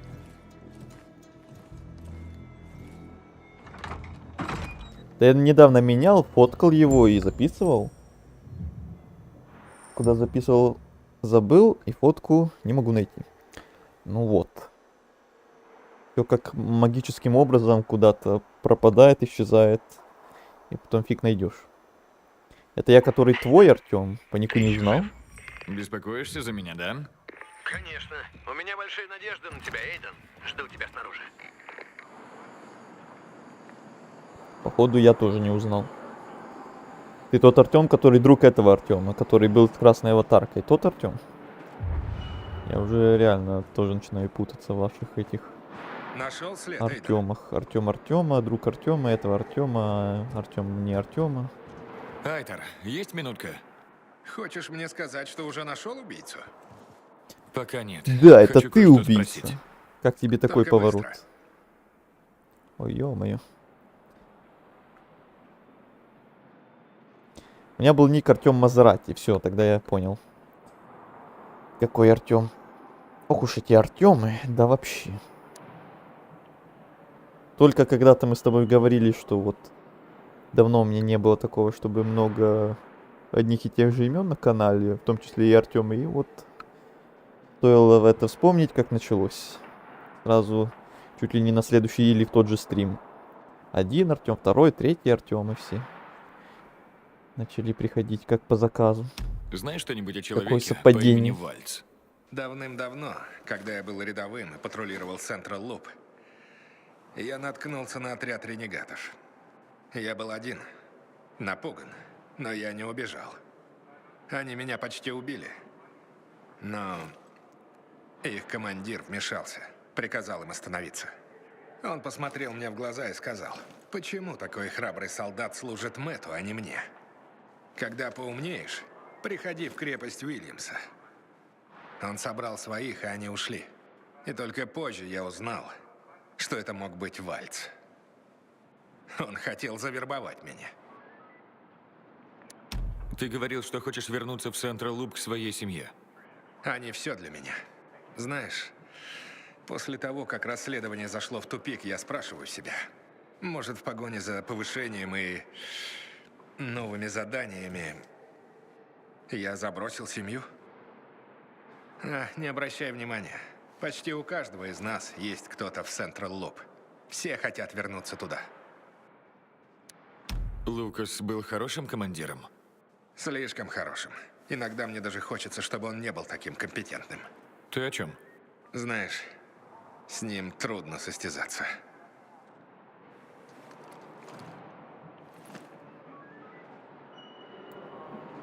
Бист хотел поиграть. Но были многочисленные разговоры, что это не очень игра.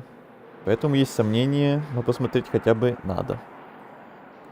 Разговоры, что не очень? Странно. Я наоборот как бы слышал, что ее хвалили. В сравнении с той же второй частью. Разработчики сильно там поработали над ошибками и многое улучшили. И что самое главное для многих, наверное, Крейна вернули. Айтер хочет, чтобы я нашел убийцу Лукаса. Только тогда он пропустит меня в центр. Делаешь для него грязную работу. Неудивительно. Он велел мне начать с базара. Я так и думал. Миротворцы и базар ненавидят друг друга. Только двое на базаре что-то решают. Один из них — надутый проповедник Карл. Это я знаю. А еще кто? Софи, его правая рука. Она умеет находить общий язык с самыми непокорными на базаре. Еще и Славкач. Он все знает о том, кто, когда, с кем. И Джо со своими бандитами. Но они боятся миротворцев. Я поговорю с Софи, а ты дуй к Карлу. Или предпочтешь девушку? Софи? Видишь ли, она не в моем вкусе. И упрямая. Да, боже, сам увидишь.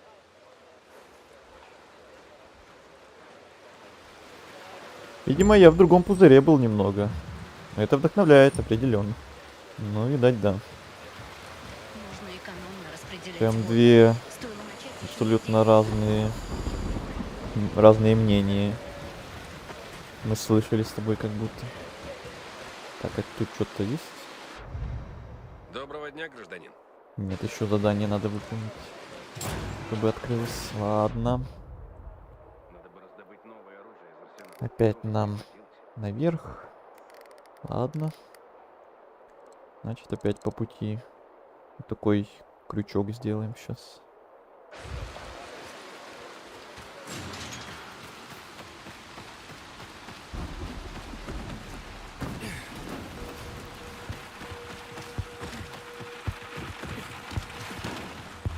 Дождик идет. Атмосферненько. Такий мусор летает тебе в лицо. Не атмосферненько.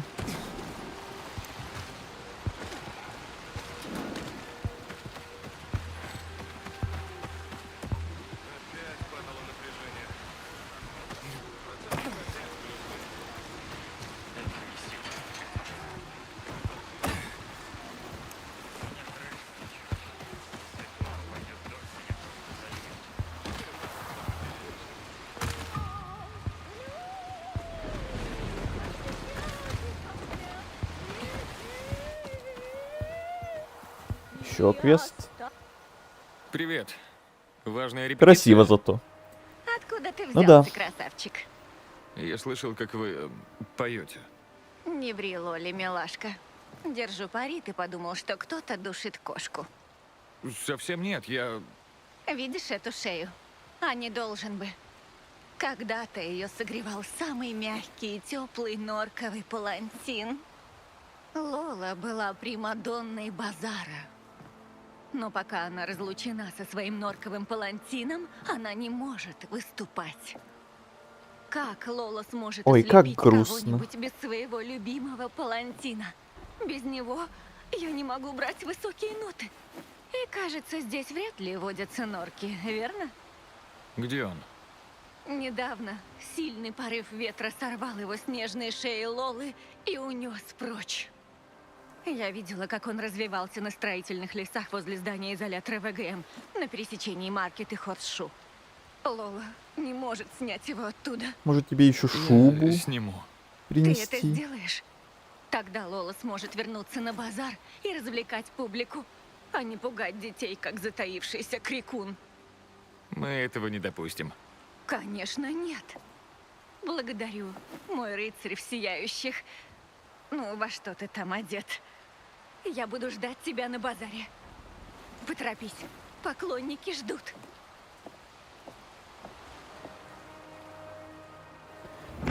Поклонники.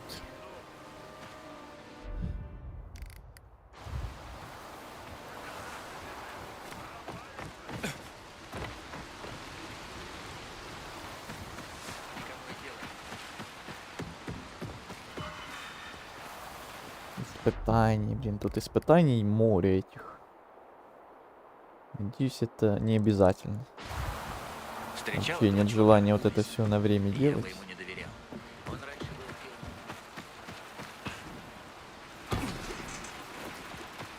И в остальных Дайнлайтах этой фигней не особо любил заниматься, и тут тоже. Побочные квесты это еще ладно, да. Опросики вот эти пооткрывать, глянуть, что там может интересного. А это тоже еще ладно. Вот эти все испытания на время бегать. На очки эти зарабатывать. Нет, Пить-то как хочется. только в крайнем случае. Еще одну. Сколько можно?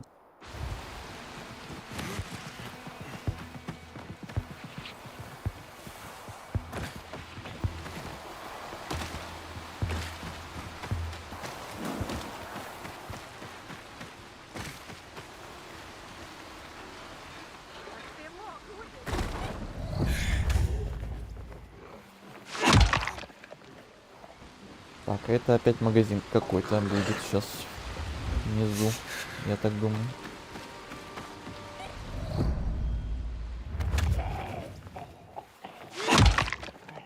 Дождь задуман или он случайно так под момент подошел? Мне кажется, случайно.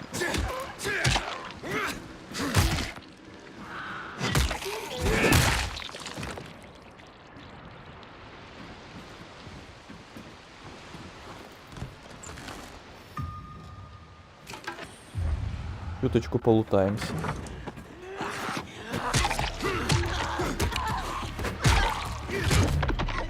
Красиво.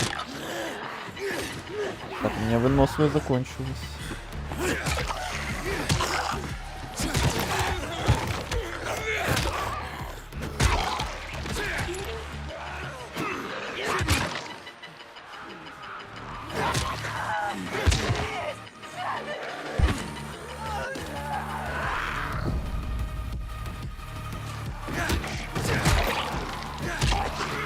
Какие вы живучие. Заметно, что я сложность повысил, кстати. Они уже не убиваются с 2 ударов.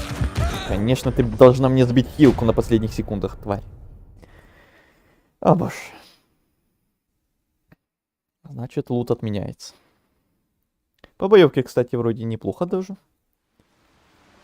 Ну... Не знаю, ты был на прошлом стриме? Вроде нет. Ты не слышал того, как я негодовал, что мне в этой части не нравится то, как Тут еще по-старому вот эти удары по зомбям ощущаются. В Бистом они уже переделаны были, обновлены. И там ощущаются они куда приятнее. Прям ты ощущаешь вот эту тяжесть оружия, лопаты какой-нибудь, как ты по зомби ударяешь, как вот это мясо рубится, как он отлетает. А тут ты как будто манекен пластмассовый какой-то бьешь.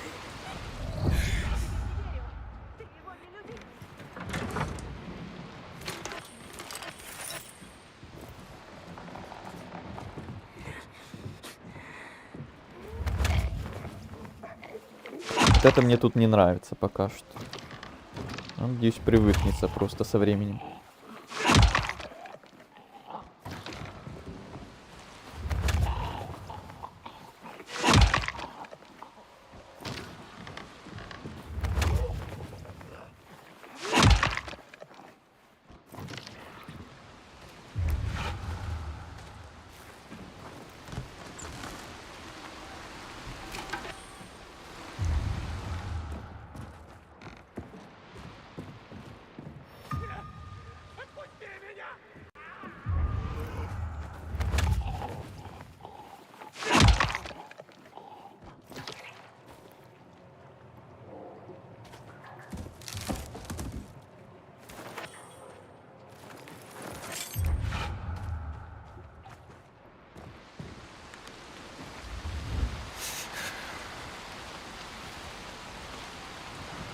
Так, подо мной. Не знаю, где там эта фигня. Может... А, в метро, наверное, скорее всего. Все, тогда идем дальше сюда.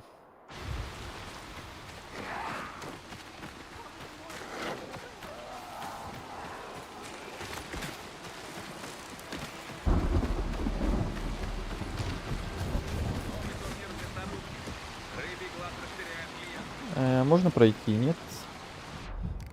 Очень жаль. Очень не мило с вашей стороны.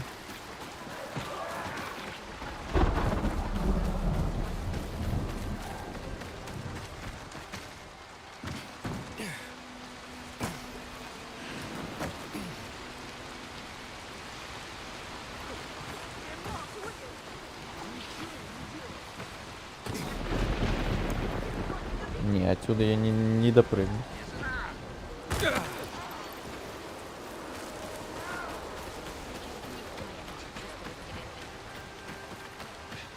Вот ведь замуровались.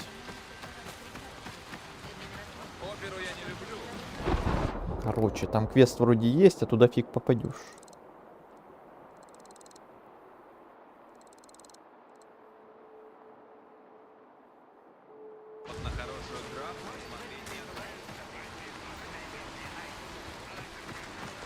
В первой части есть значение, какое место бьешь и с какого расстояния. Есть значение. Можно спокойно всем ваншоты прописывать, если правильно бить. Вот за такое я не знаю.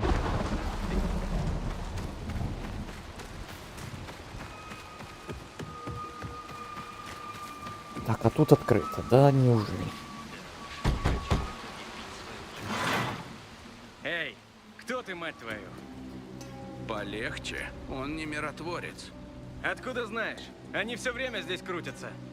Он чужак, пилигрим. Что? Он пришел из-за стен? Ни хера себе. Не знаю, что привело тебя, но будь аккуратнее. И остерегайся миротворцев. У них нет друзей.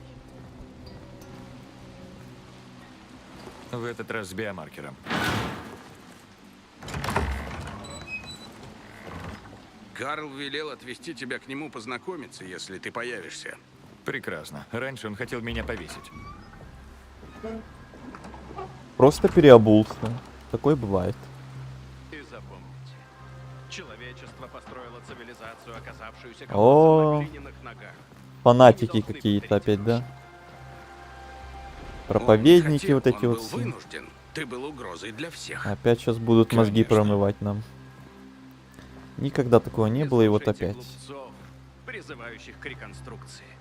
Никакого восстановления не будет.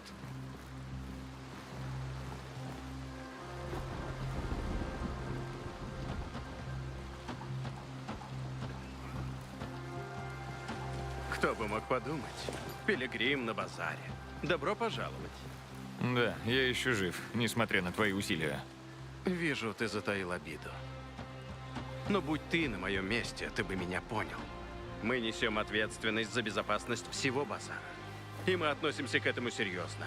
Вот почему мы так поступили. Надеюсь, ты нас простишь. Итак, будь добр, расскажи, как сейчас обстоят дела во внешнем мире. Плохо. И становится хуже. Поселений все меньше, и они не растут. Я боюсь, что скоро уже будет некуда идти. Это не удивляет меня, сын мой. Человечество должно достичь дна, чтобы снова подняться. Вот для этого мы здесь. Есть еще новости? Если встать слишком близко к зомби и ударить, то оружие уткнется в него. И большого урона не будет. Ну, если бить не по голове, а куда-нибудь еще, то урона тоже меньше, само собой.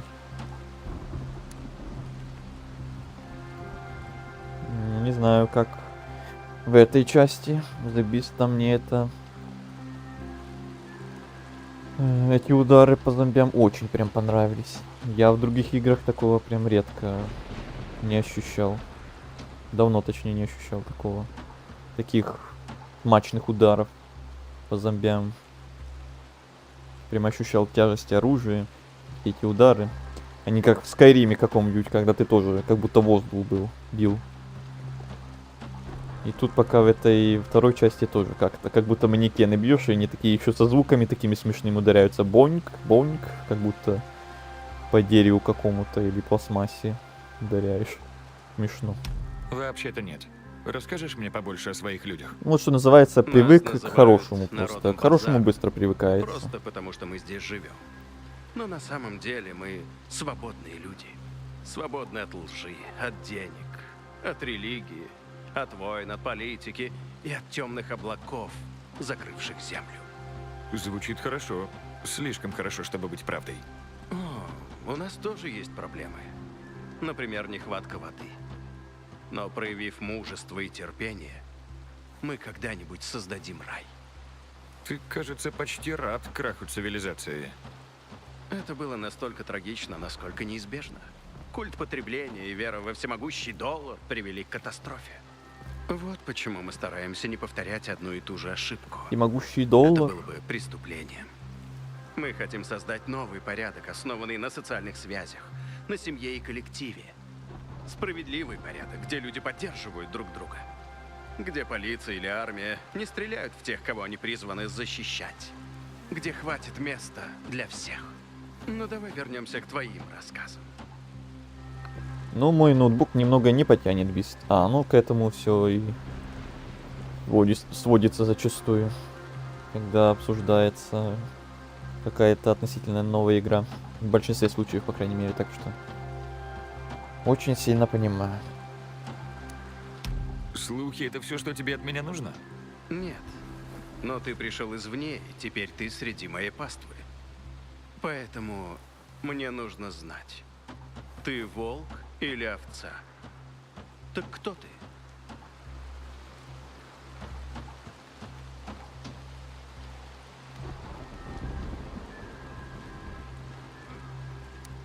Мне не нравится эта метафора. Ах, Мне в да. целом ты не Ясно. нравишься. Пилигримов не интересует метафоры Вот и эти поэзия. фанатики, вот эти Они проповеди, вот предпочитают эти действовать. промывание мозгов, Кстати, о действиях. метафоры эти все Я тоже. ищу Софи. Неужели? И зачем же? У меня для нее посылка. Курьера вызывали?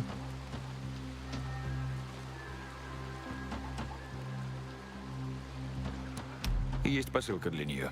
Неправда. Прости. Софи никого не знает вне Велидора. Она родилась и выросла здесь. Наверное, поэтому она так заботится об этом месте. Она мне очень помогает. Так что, если это не посылка с соседней улицы, мне придется назвать это блефом. Кто сказал, что это блеф? Я. Это видно за милю. Ну да ладно. Я скажу, где она. И знаешь почему? Почему? Потому что даже если у тебя дурные намерения, она с тобой справится. Мы с тобой справимся. Точно так же, как справились в прошлый раз. Иди туда. пока не увидишь настоящего великана. Это Герман, телохранитель Софи. Она будет рядом. Спасибо. Не трудно было? Не лги мне больше, Пилигрим. В конце концов, я ведь не лгу тебе. Просто отвечай мне тем же. Ой, да ты что? Ты мне только что тут мозги промывал своими сказками. И это типа не считается лжой? Лжой. Так что не надо мне тут. Ля-ля. Герман! Ух ты, какая она красивая. В этой игре есть красивые персонажи, с ума сойти. Я до этого одних уродов только встречал. Просто предложи ему уже балдежный аромат, да, чтобы он улетел в нирвану. София, нужно поговорить. Не трогай его, Герман. Ух, Пусть говорит. какой ты. Недружелюбный. Она прям на Цири очень сильно похожа. Из Ведьмака. Тот Пилигрим, Даже что волосы недавно пришел такого в же город. цвета. Ты хорошо информирована. У меня нет выбора. Я здесь отвечаю за безопасность. Кроме того, ты вчера довольно эффектно появился. Я ищу работу. Есть что на примете? Говорят, ты можешь быть полезен, но я хочу сама убедиться. Как насчет небольшого поручения для начала? Что ты предлагаешь? Подойди к нашим мастерам, к Альберто или к Винченцо. Они оба знают, где находятся самые чистые кристаллы. Они нужны мне. Вот это Для имена у них. одной сделки. А Леонардо будет еще какой-нибудь да Винчи? Альберто, Винченцо, прям итальянцы какие-то, художники, мастера. Искусствоведы. Как будто бы. Ты сказала, что отвечаешь за безопасность на базаре. Что это значит? Это значит, что я проломлю череп любому, кто будет угрожать нашему сообществу свободных людей. О, а из слов Карла я понял, что вы скорее пацифисты. Мы пытаемся отказаться от старых путей и открыть новую эру для человечества. Это истинная революция. А для любой революции нужны две вещи. Идеология и вооруженные силы для ее насаждения. Ведьмак 4 не выходит, вот и на других играх зарабатывает. Ага, подработку ищет. То тут, то там чуть-чуть. Альберто и Винченцо? Расскажи о них. Отец и сын. Альберто, отец, часто запинается. До эпидемии у него была своя мастерская и куча денег. Его сын, Винченцо, немного застенчивый. Оба отличные мастера и умны. Могут сделать часы из старой жвачки и струны. Эти кристаллы, что в них особенного? Они образовались во время химических бомбардировок, своего рода побочный продукт. Люди верят, что если носить их с собой, инфекция распространяется медленнее. Честно говоря, я в этом сомневаюсь. Но попробовать стоит. Так поэтому они для вас так важны? По этой и многим другим причинам. Их трудно достать, сложно разбить и еще сложнее отдать. Они ведь такие красивые, верно? Но самое главное – это реальные, осязаемые вещи. Намного более реальные, чем старые деньги. Вот почему они такие чертовски дорогие. Ладно, я поговорю с одним из ваших мастеров. Они должны быть на базаре. Если справишься, тогда придумаем тебе работу и посерьезнее. Я уже вангую, у нас будут эти опять войны группировок. Надо будет вставать на ту или иную сторону, жертвовать другой. Это уже прям уже намечается. На начальных этапах. Это элементарно, что оно так и будет.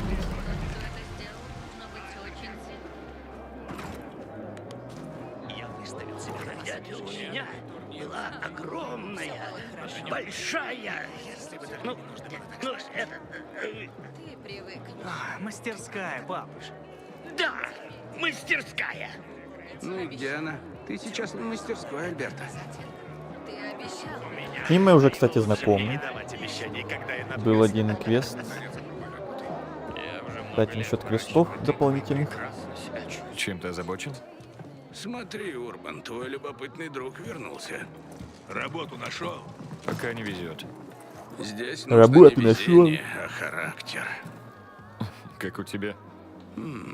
Смело. Ладно, чего жаждет твоя голодная душа? Такой, как ты, должен много знать. Что ж, не буду это отрицать. Может, кто-то нашептал тебе, что случилось с Лукасом? Знаешь, я слышал, что в городе появился пилигрим. Любопытный. Сует нос в чужие дела, путается под ногами. Очень похож на тебя. О, это я, Не да. может быть совпадением. Может. Я в них не верю. Так ты знаешь что-нибудь о смерти Лукаса? Это дорогая информация. Тебе не по карману. Давай я отработаю. Есть работа для меня? Отдай резюме секретарю, и мы с тобой свяжемся. Да хорош уже. Да. Ведешь себя, будто ты тут хозяин. Мы вам Это потом чертовски позвоним. смело. О, люблю таких людей. Или лучше сказать... Давайте резюме, мы вам потом позвоним. Ладно, Все так говорят. у меня есть небольшое задание для такого крутого парня. Справишься с ним, и мы увидим, чего ты стоишь. Что нужно делать? Пустяк. Найти парня, который опоздал с доставкой моего заказа. Он несколько дней не выходит на связь, возможно, прячется от меня. Обычно он не заставляет меня ждать, как и остальные. Кто он? Хуберт. Мы зовем его рукожопым Хуби. Знаю его. Такого я тоже Подходящее знаю, да. прозвище. Видели. Узнай, что с ним случилось на этот раз. Хорошо. Я вернусь, когда с ним поговорю. Он живет в самом высоком здании на окраине Тринити-Корт у базара в Хорсшу. Мимо не пройдешь, но вот Хорсшу. как его найти, уже другая история. Зачем? Хуби не просто скупщик Он сказал, краденого, почему, а он не делает зачем. деньги на всем и прячется от половины города. Хуберт параноик. Живет как крыса в лабиринте ради безопасности. Нужно будет забраться наверх и найти один из его тайных ходов. Я справлюсь. Назови ему пароль «Сайонара», и он поймет, что ты от меня. Понял.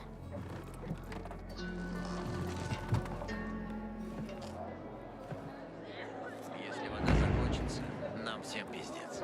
И гражданским, и Тебе чего? Я Дэмиан. Эйден. Ты здесь новенький? Какая разница? Я горжусь тем, что знаю всех на этой помойке, а вот тебя нет. Может, потому что я недавно в городе? Правда? Ха. Уважаю. Слышал, за стенами города вечная резня, да? Как это относится к работе? Никак, друг. Я тебя оцениваю. И пока мне нравится то, что вижу. Насчет работы. Прежде всего, с твоей стороны требуется держать язык за зубами. Ты будешь вести дела с моими партнерами, а эти дела касаются только их. И все. Ты найдешь их в западной части Куориант. Они тебе все объяснят.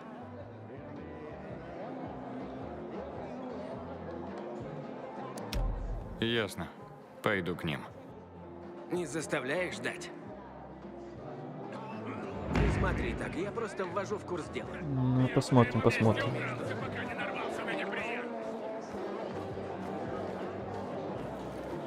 Лучше нигде. Не торопись, изучай мой ассортимент.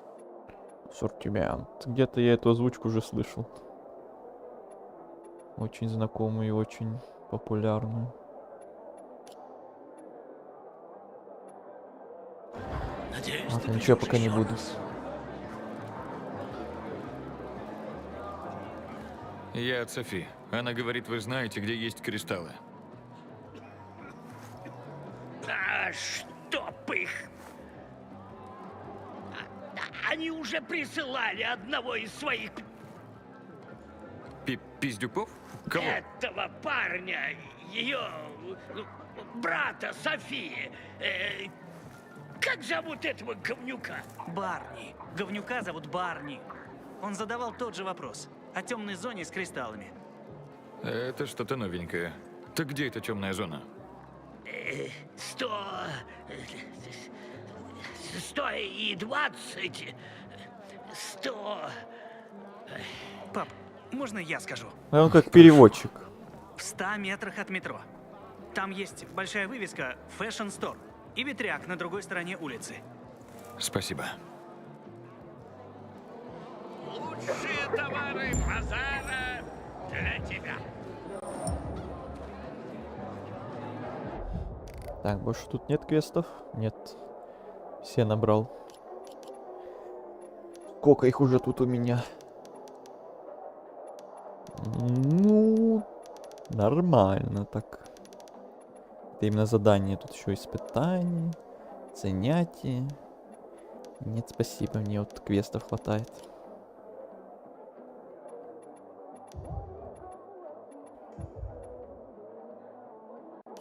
Подай, принеси. Скорее всего. Когда умирает один Я из почти нас, уверен. никому и делать не хочу. Без этого никуда. Не смотри так, я просто ввожу в курс дела. И между нами ты не пожалеешь. Вопрос, насколько много. Будет ли среди этого всего что-то интересное, или оно все будет такое? Ну, что ты узнал? Я узнал, где это место, но мне сказали, что твой брат уже о нем спрашивал. Герман, проверь, не включил ли Барни рацию.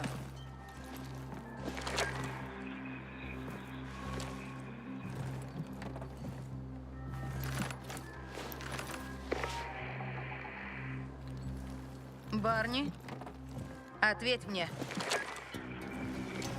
Барни! Черт. Так вот, почему он отключил рацию. Решил сам найти кристаллы. Снова он вставляет палки в колеса. Как я понимаю, это уже не в первый раз. Нет. Он постоянно пытается отличиться. В прошлый раз его ранили. И это было не так давно. Все в игры играет. Я убью его. Просто убью его. Почему ты винишь себя? Мы сами творцы своей судьбы. Послушай. Ты сам сказал, что новичок здесь. Значит, ты многого не знаешь. Я здесь отвечаю за безопасность. А он мой брат. Я обещала смотреть за ним. Обещала? Обещала кому? Неважно. Я надеру Барни задницу, когда он вернется. Как был ранен Барни? Он не хочет говорить. Я думаю, что это были миротворцы. У брата есть от тебя секреты? Это не твое дело. Барни, ответь мне! Да пошло оно все. Если в таком состоянии он отправится в темную зону, ему конец. Я могу попробовать его найти. Ты? Я уже бывал в темной зоне. В госпитале ВГМ. В госпитале Святого Иосифа? Правда? Если ты спасешь его, ты не пожалеешь. Время все еще есть. Барни, скорее всего, будет ждать до заката. Идти в темную зону днем – это самоубийство. Главное, приведи его домой живым. Сделаю, что смогу. Удачи. Значит, пойдем ночью.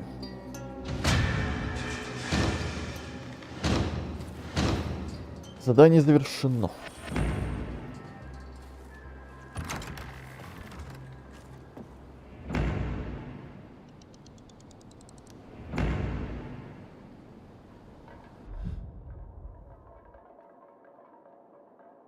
Так, это я сюжетные выбрал. Угу. Друг из подворотни. Блин, вот жалко, сегодня нет этого зрителя с прошлого стрима, который говорил, что там надо побочки сделать желательно до какого-то там сюжетного квеста, связанного с какой-то девушкой. Я не знаю, это как раз девушка или нет. Какой конкретно квест, спешить мне или нет. То я бы пошел дальше по сюжетке пока что. А теперь у меня постоянно в памяти вот этот момент, вот эта информация напрягает. Торопиться мне или не торопиться с побочками.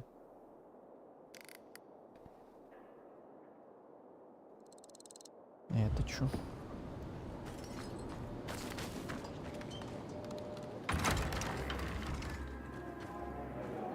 Я не шучу, нельзя тянуть.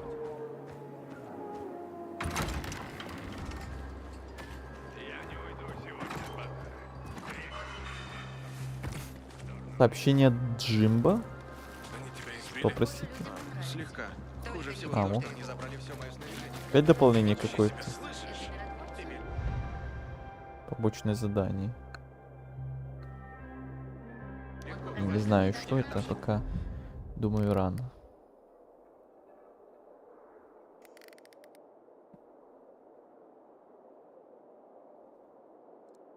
Давайте вот сюда, что ли. Сейчас, ну, прям рядом этот доп-квест глянем.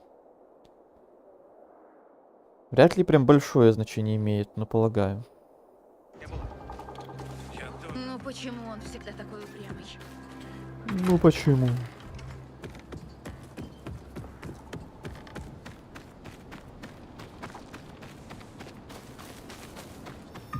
Агар был силен.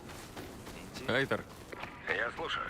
это Эйден. Мне только что предложили какую-то сомнительную сделку. Возможно, этот след приведет нас к Лукасу. Нужно не Наверху только еще следы, что-то. Эйден. Выясни все, что можно. Хорошо. До связи.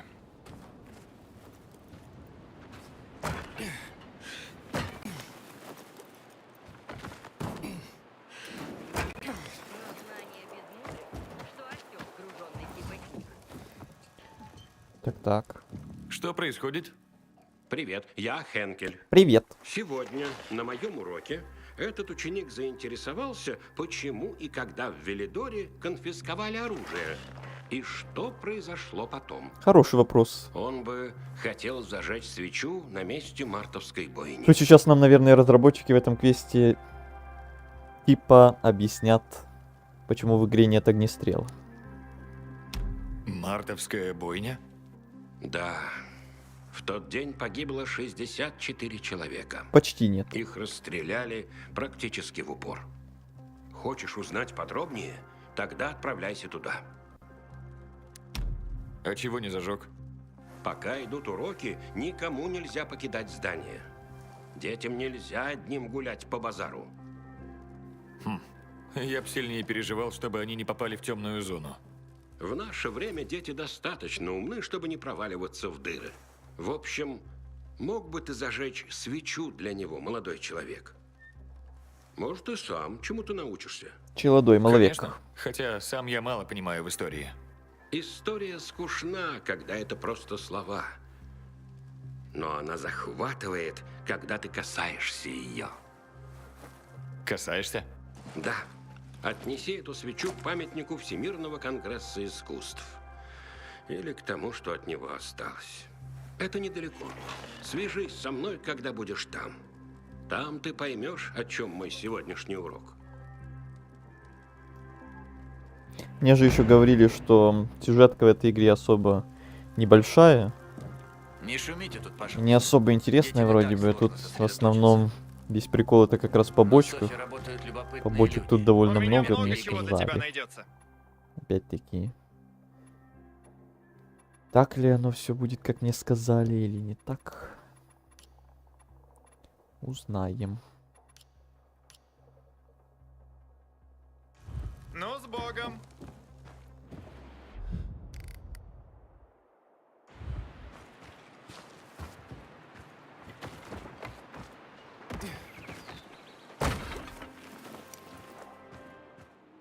У.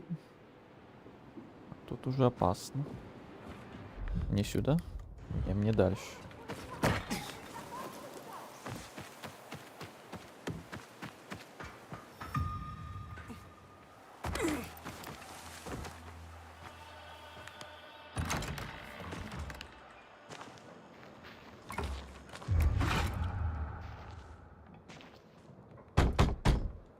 Эй!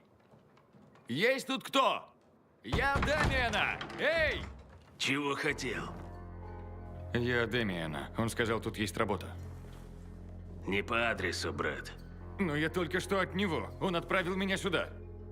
Ты один? Почему ты спрашиваешь? Мы тут незваных гостей не любим. Ничего личного. Просто мы, люди осторожные. Я повторю вопрос. Ты один? Подобный прикол, помню, в Сталкере Зов Припяти. Ну да, иногда такое встречается. И хорошо даже, когда действительно получается сделать у разработчиков побочные квесты интересными, а не просто там подай, принеси, действительно. А с каким-то интересным сюжетом, персонажами иногда действительно получается так, что они выходят круче, интереснее, чем основной сюжет игры. Это удивительно. Да, я один. Уж надеюсь. Заходи и спускайся, там все объяснят. Тебе это нужно или нет?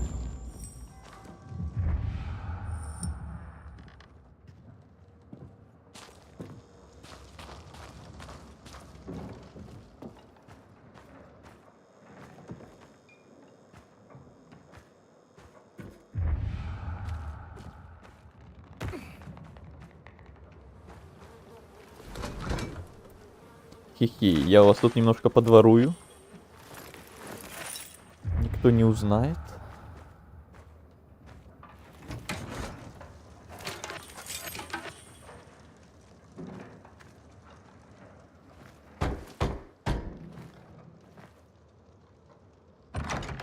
Я Эйден. От Демиана. Он сказал, тут есть работа.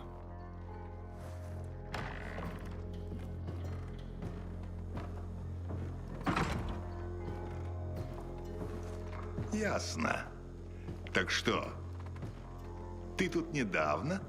Демиан тоже об этом спрашивал. Какая вам разница? Босс задал вопрос. Я все еще пытаюсь понять, почему я здесь, а вы все ходите вокруг да около. Ладно, давай о работе. Для нее тебе лучше не быть известным на базаре. Ну, я бы не сказал, что я там известен. Это хорошо, очень хорошо. Похоже, мы наконец-то Ладно, пойду я нашли, уже. кого нужно. Удачного стрима. О чем вы говорите? Удачи, Что вам Азель. от меня Спасибо, нужно? что был. Спокойной ночи Просто тогда мы заранее. работаем на того, кто до смерти хочет тебя увидеть. Но не до своей смерти, полагаю. Забираем его, парни. О-оу.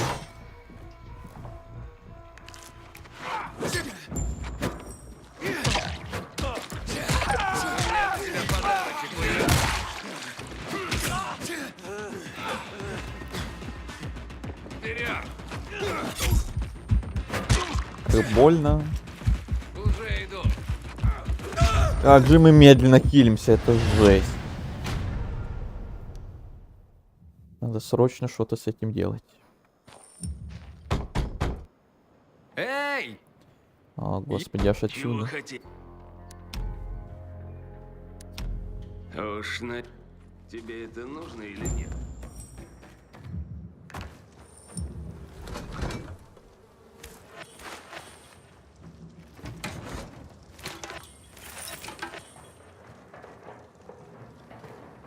Ясно. Для... Ну, о чем вы говорите? Просто мы работаем на того, кто до смерти хочет тебя увидеть. Но не до своей... Забира...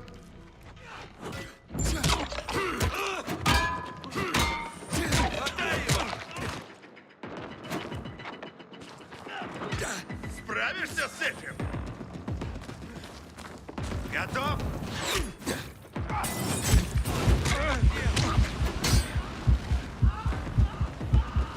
Попался,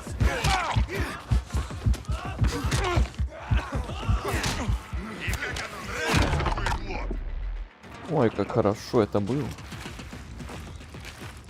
Вы еще не сгорели. Вы что такие живучие? О, продолжаем гореть. Еще один. Блин, как больно. Не дай дохилиться, тварь ты такая, господи.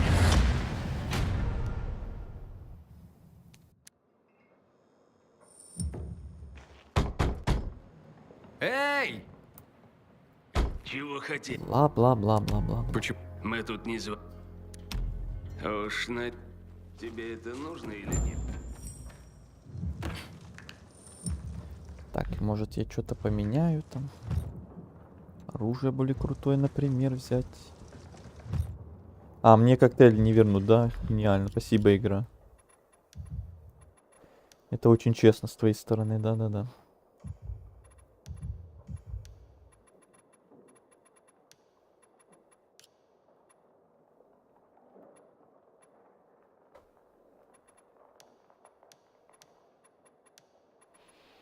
Прекрасно.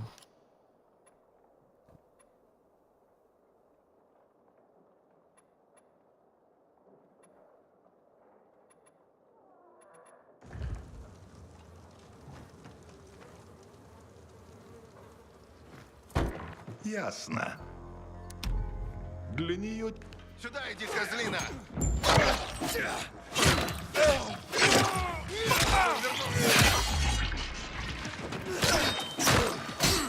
Попался, говна кусок!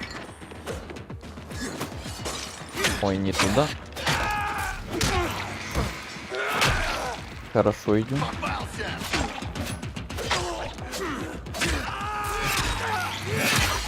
Вау.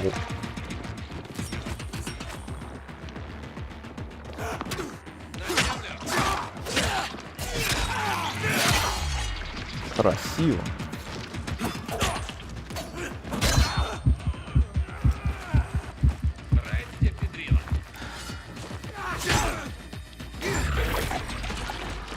Красиво бошки отлетают.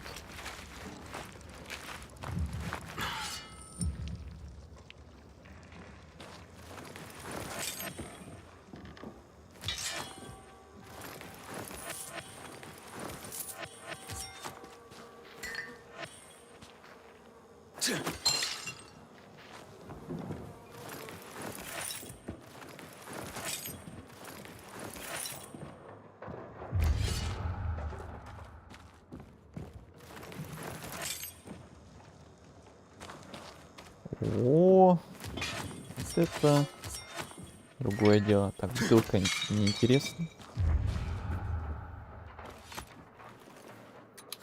Лут лутецкий.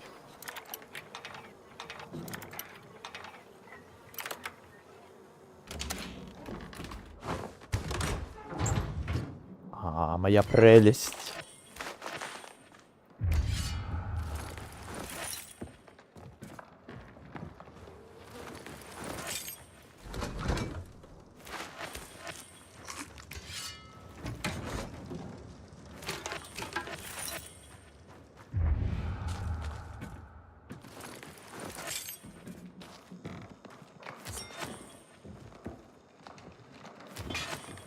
Метательное копье, вау.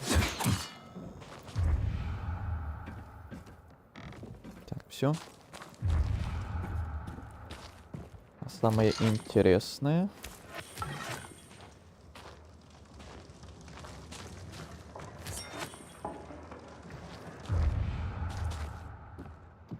Блин, надо было копье в них еще кинуть. Было бы эпично.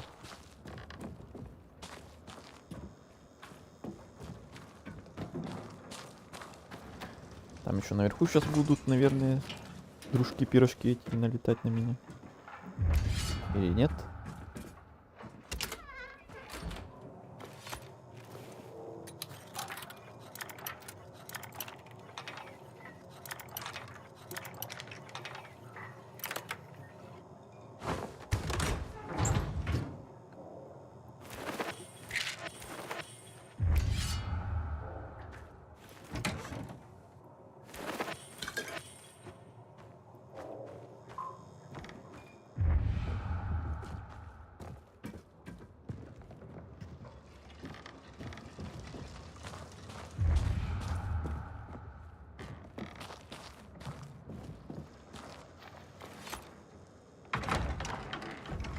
Эйден, ты...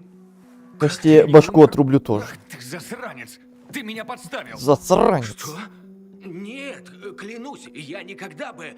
Я просто выполнял свою работу. Я вербовщик. Кто эти люди? И почему они меня искали? Не знаю, Эйден. Поверь мне. Пожалуйста. Они попросили меня прислать им новичка. Но они сказали, зачем. У меня не было выбора. Я делал то, что сказали. Они имеют отношение к смерти Лукаса? Что? Нет. Господи, надеюсь, что нет. Это было бы ужасно. Но клянусь, я не знаю. Значит, ты уже посылал к ним других до меня, и их всех убили? Что ты натворил, Дэмиан? Я не знал сначала. Но даже когда я узнал, то не мог ничего поделать. Ой, все с тобой понятно. Дэмиан? Сколько людей ты послал на смерть? Прекрати, Эйден, хватит. Мне очень жаль. Я был вынужден. Поверь, У них мой брат.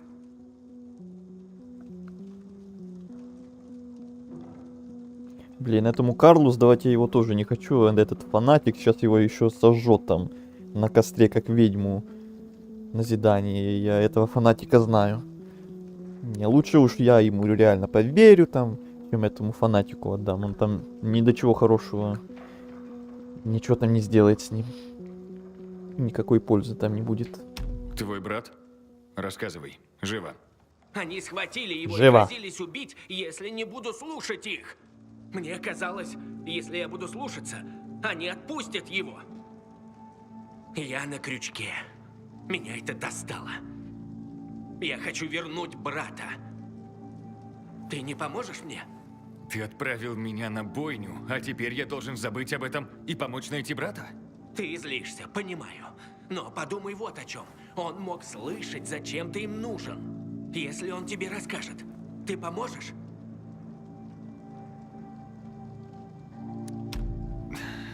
Ну ладно, но я советую тебе помолиться, чтобы он что-нибудь знал. Я уже был там и все обыскал. Клифа там нет. Правда? Черт. Ты думаешь, Он еще жив, да? Не делай скоропалительных выводов. Но где они могут его держать? Проклятие, это я виноват. Какой же я дурак. Отправка сюда людей – твоих рук дело. Что касается твоего брата, я не уверен. Где вы виделись в последний раз? Когда на нас напали, мы были на востоке Куори-Энд у моста Дьявола. Эти уроды взяли его в заложники и с тех пор отдавали мне приказы. Я делал это только, чтобы спасти брата, Эйден. Я не знал, что другие будут умирать. Что такое мост Дьявола? Так называется здание. В средние века верили, что там водятся духи. Но времена изменились, и в эти росказни уже никто не верит. До эпидемии там была автомастерская, а теперь логово бандитов. Полагаю, мне придется осмотреть район вокруг моста Дьявола. Эйден, ты не шутишь? Ты сделаешь это ради меня? Ни в коем случае. Я сделаю это для того, чтобы больше никто из-за тебя не умер.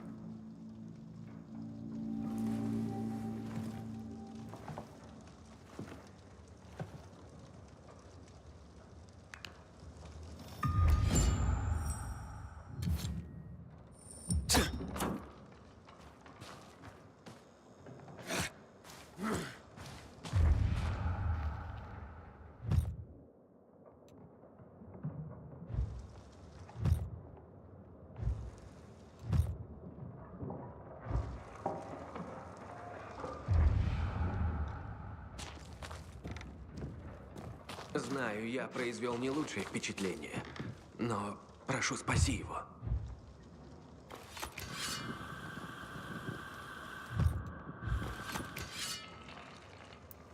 Нифига себе, какая у меня штука есть.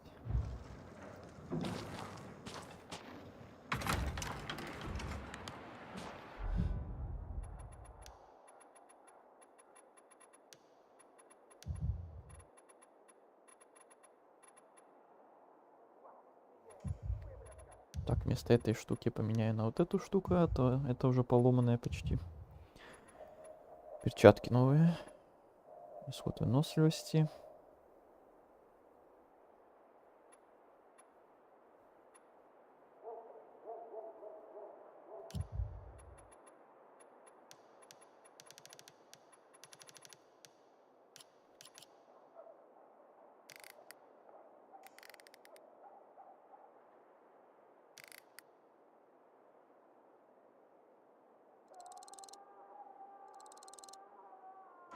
Кто там орёт? Вот и убивают.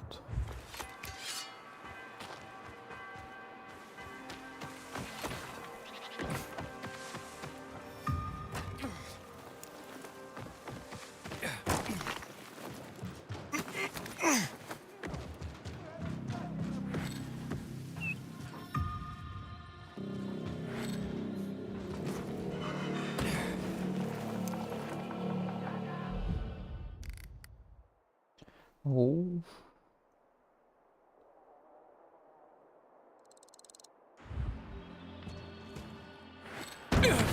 Медолет.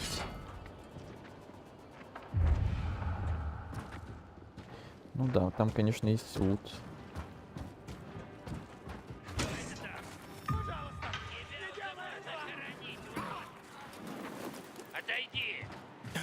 Не отойду. Мой лут.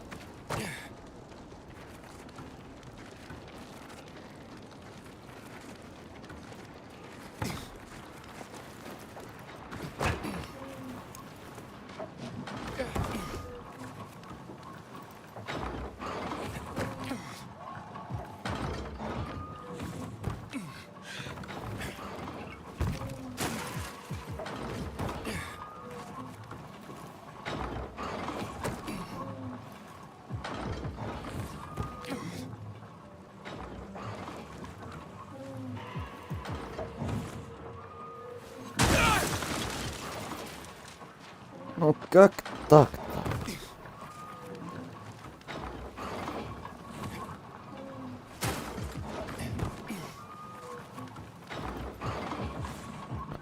Господи.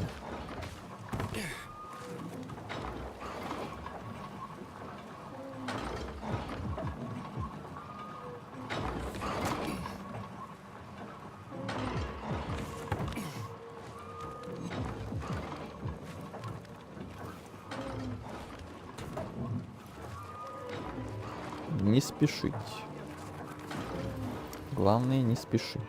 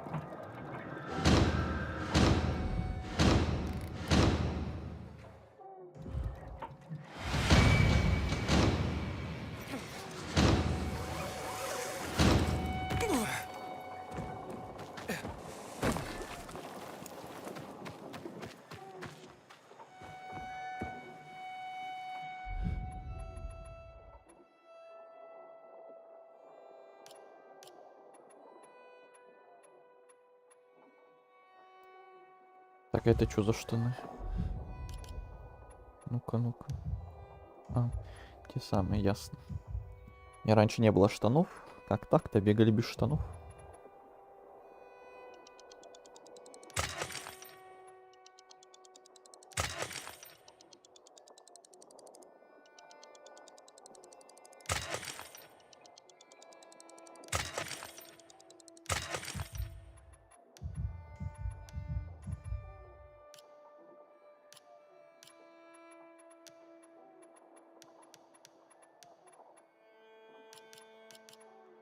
О, кассета еще одна, точно. Капитан Познер, полковнику Уильямсу. Отчет о положении дел за пятницу, 3 января 2025 года. По вашему приказу, я продолжаю наблюдение за майором Джеком Мэттом. Он толковый командир, и его уважают. Дисциплина при нем железная. Узнав о возможной бомбардировке THV-Gen-Mod, он отреагировал весьма бурно. Он считает это слишком рискованным и не верит, что это последний шанс спасти город. Ваши сомнения насчет того, можно ли ему доверять, кажутся оправданными. Мэтт — человек непредсказуемый и не проявляющий должного уважения к начальству. Он с трудом скрывает неприязнь к вам. Я подпоил кое-кого из его бойцов и расспросил. Похоже, Мэтт уверен, что вы запороли его карьеру. Не знаю, что случилось между вами с майором, полковник, но он затаил на вас большую обиду. Что не только непрофессионально, но и довольно опасно.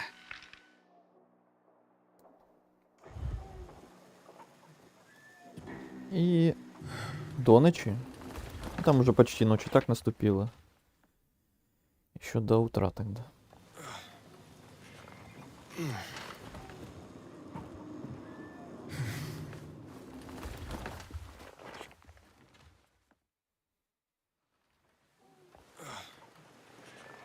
Вот. А теперь пошли дальше.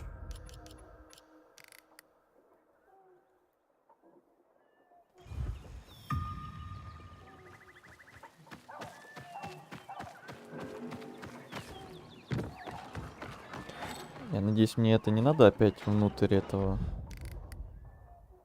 здания заходить. Там же все равно ночь нужна была вроде. Блин.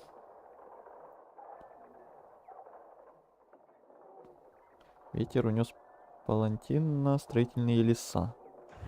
Надеюсь, что это где-то сверху, а не внутри. Внутрь не придется залазить.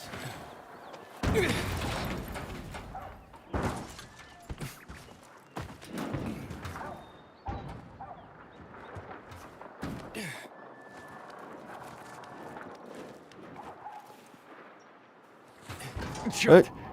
Почти достал. Ну конечно, сейчас начнется. Догонялки.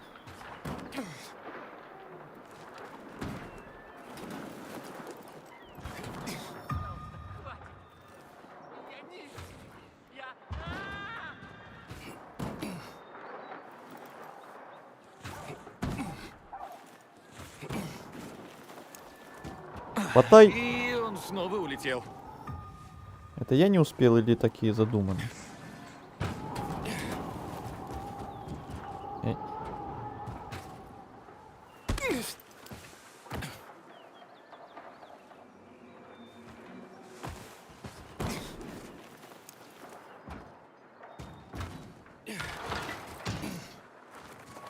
Схватить? Есть. Есть. А, это скорее белка, а не норка. Не Ладно, говори. нужно пойти отдать его Лоле. Ни в коем случае.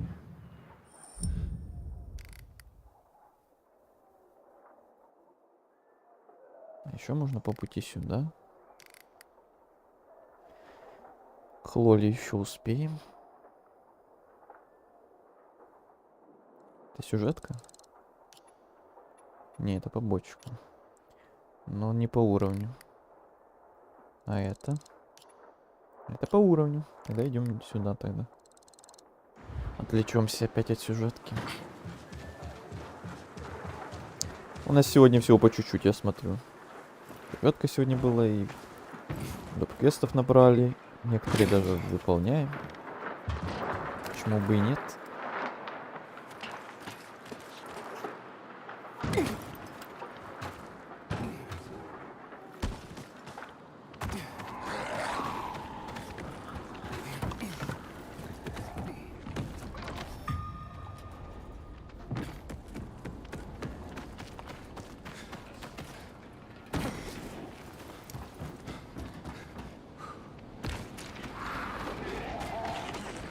Конвой еще один.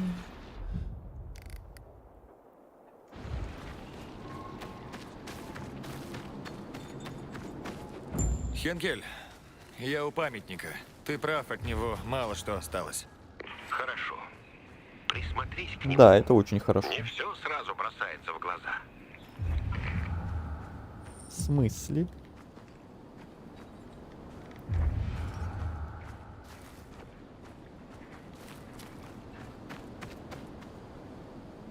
Что здесь случилось? Именно там начался мятеж.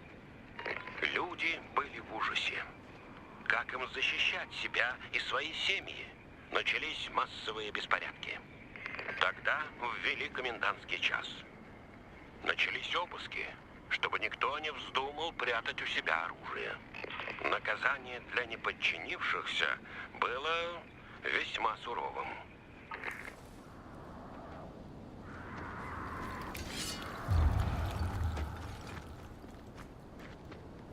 О, здесь есть табличка.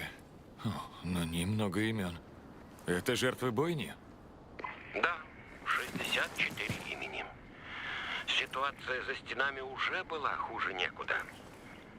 А армии нужно было больше оружия. Так что они конфисковали оружие у мирного населения. Частное владение оружием и боеприпасами с тех пор было запрещено.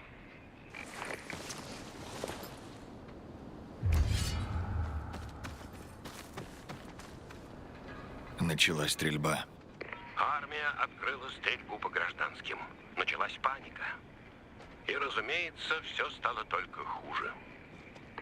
Мятеж охватил весь город. И это стало началом конца.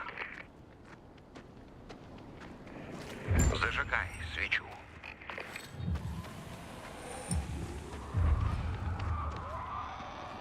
Считаешь, брат ошибся, забрав оружие у Давай населения? быстрее, там же толпа ко мне идет. Теперь точно не скажешь, но закончилось Дурачков. всё плохо. Главная ирония заключается в том, что скоро у армии иссякли боеприпасы. Таким образом, огнестрельное оружие вышло из употребления. По крайней мере, считается, что все произошло именно так. Ходят слухи, что у брата был тайный схрон с боеприпасами где-то в городе. Но даже если и так, то он унес этот секрет с собой в могилу, так что точно узнать нам вряд ли доведется. И это еще один факт об истории. Редко нам удается достоверно узнать что-то. Это не точная наука. Чем больше проходит времени, тем менее прочны исторические факты. Нужны такие бдительные наблюдатели, как я, чтобы по прихоти каждого нового поколения историю не переписывали заново. Долг памяти. Всем следует отдавать его. А теперь прощай, пилигрим. Надеюсь, что этот небольшой взгляд в прошлое осветил и твой путь.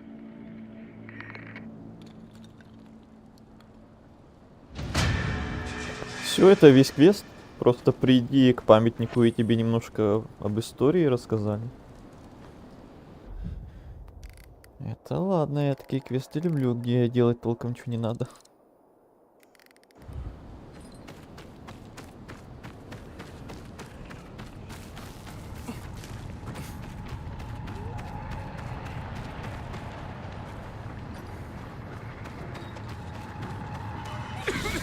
Ой, ой, фу, я понял, это зеленая, это гадость.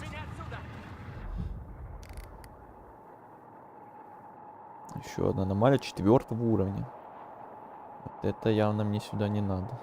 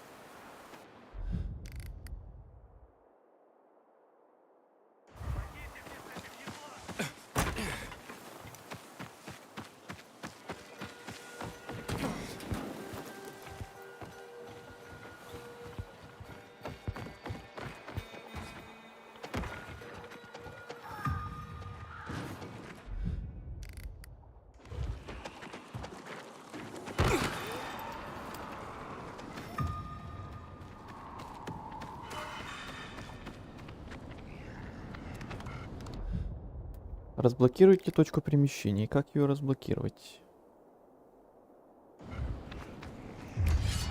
Либо по сюжетке мне что-то надо сделать, либо я тут... Когда в прошлый раз к такому метро приходил, я что-то не понял, как разблокировать. Мне кажется, что по сюжетке надо просто продвинуться.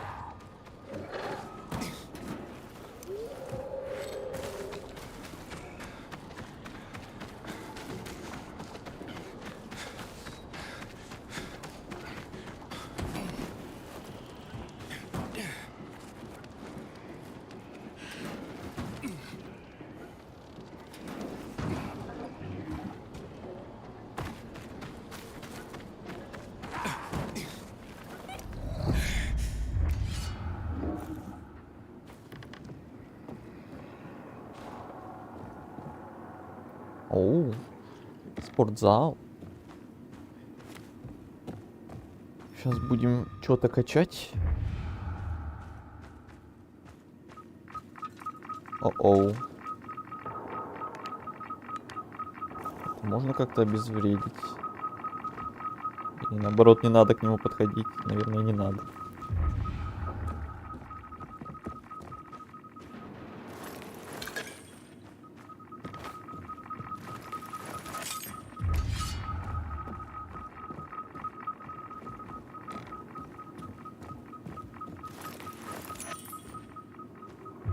Не все, тут все остальное внизу. А нет, еще и наверху. Куда тут? Тупики.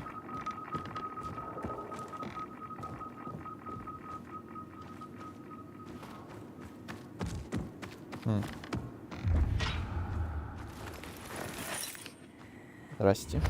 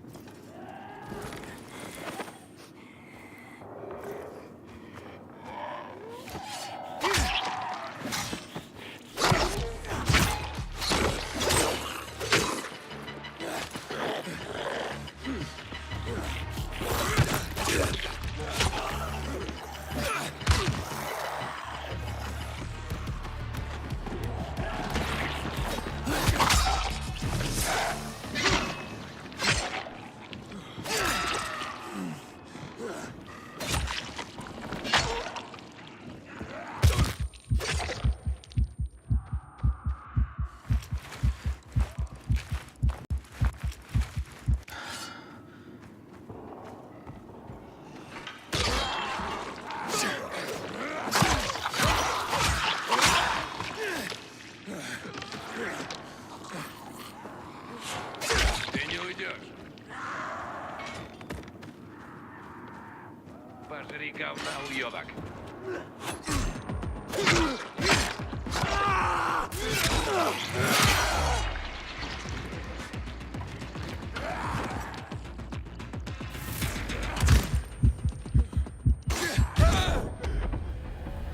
Охрененно застряли.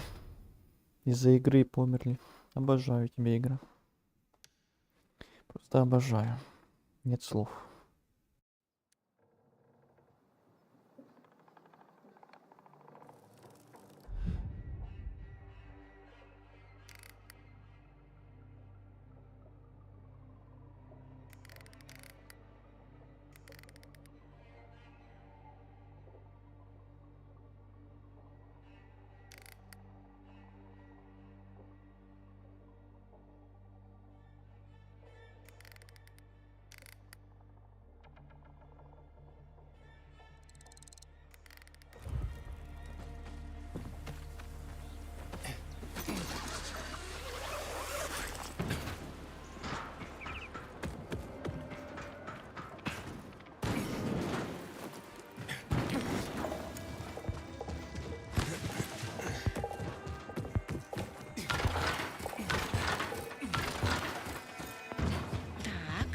Теперь срежь угол и... Вуаля!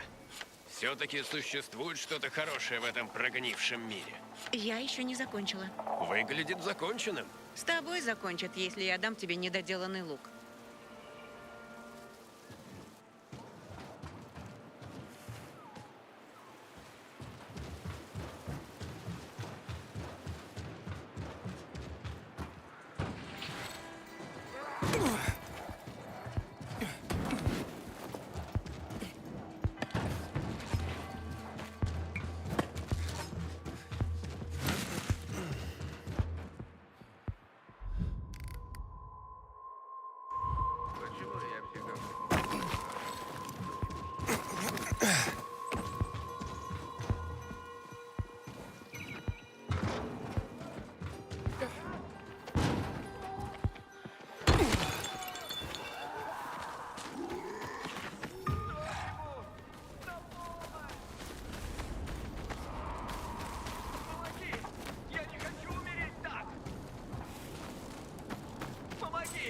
Ты моя последняя надежда! Я здесь! На помощь! Вытащи меня отсюда! На помощь! Незнакомец! Пожалуйста! Я здесь! На помощь! Помоги! Я не хочу умереть так! Вытащи меня отсюда!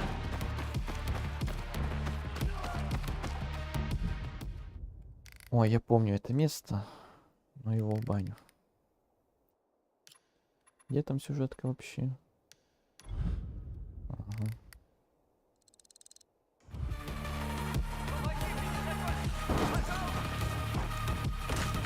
Вот и помогай после этого людям. Иди в баню. Только на себя проблем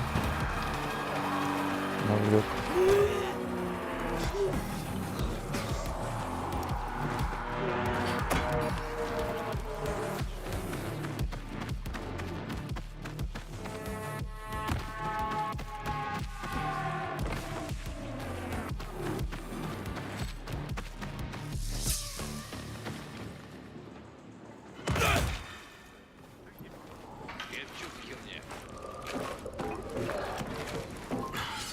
Это ведь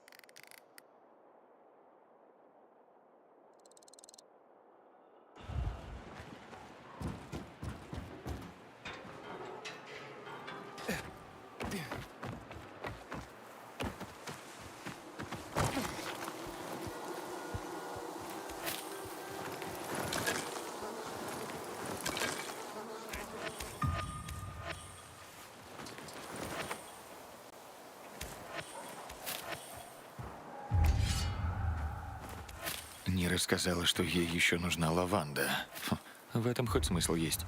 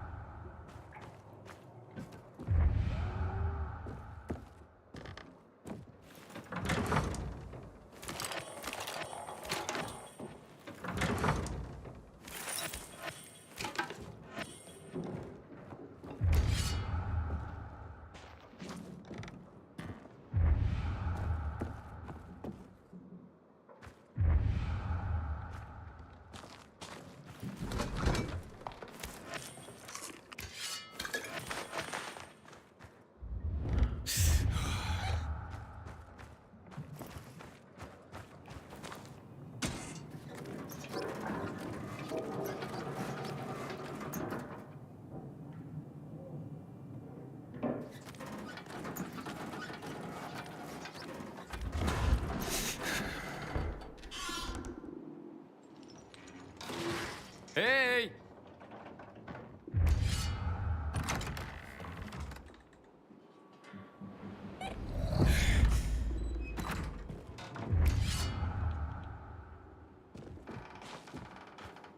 Я ничего тебе не скажу. Пошел нахуй! Как ты нашел мой тайный проход? Вот это тайный проход. Предполагалось, что он будет таким. Но тебе не повезло, приятель. Я все еще ничего ни о чем не знаю. Меня прислал Лавкач. Лавкач? Что? Он велел мне сказать сайонара.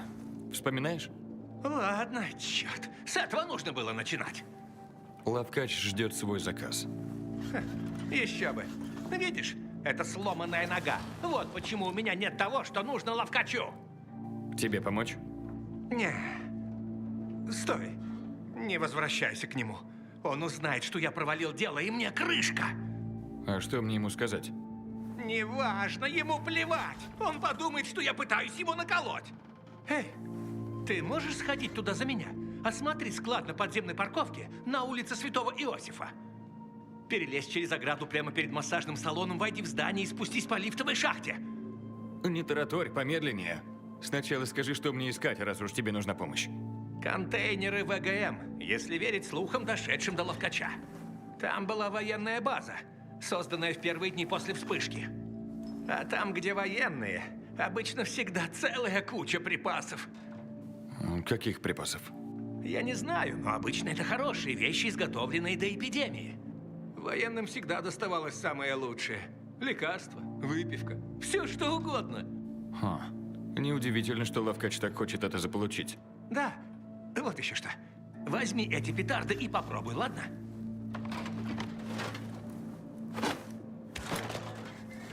Это стало бы большим успехом для всех нас, но сейчас я выбыл из гонки. Буквально. Зачем ты с ним работаешь? Ты серьезно? По той же причине, что и ты. Надо что-то делать, чтобы выжить. Он дает наводку, где искать вещи, а уже я иду туда. Если я нахожу хорошие вещи, я получаю свою долю. Мельчайшую. Крохи. Ты же знаешь таких, как Лавкач. Этого едва хватает на жизнь, но... Думаю, это лучше, чем ничего. Хуже всего, когда след ложный. Тогда хрен я что получаю. Такое не раз случалось. Но Лавкачу все похрен. У него много таких ребят, как я.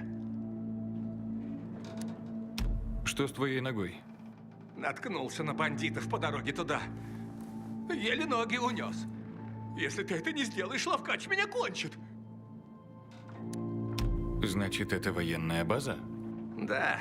После начала эпидемии они появились по всему городу. На базе есть помещения для военных и для штатских. У военных попадаются хорошие вещи. У штатских обычно больше зараженных, чем добычи. Ищи вход для военных и не промахнешься. Когда окажешься внутри, будь осторожен. Попасть на склад не так-то просто. Обычно там установлены генераторы. Найди их, чтобы включить ультрафиолет.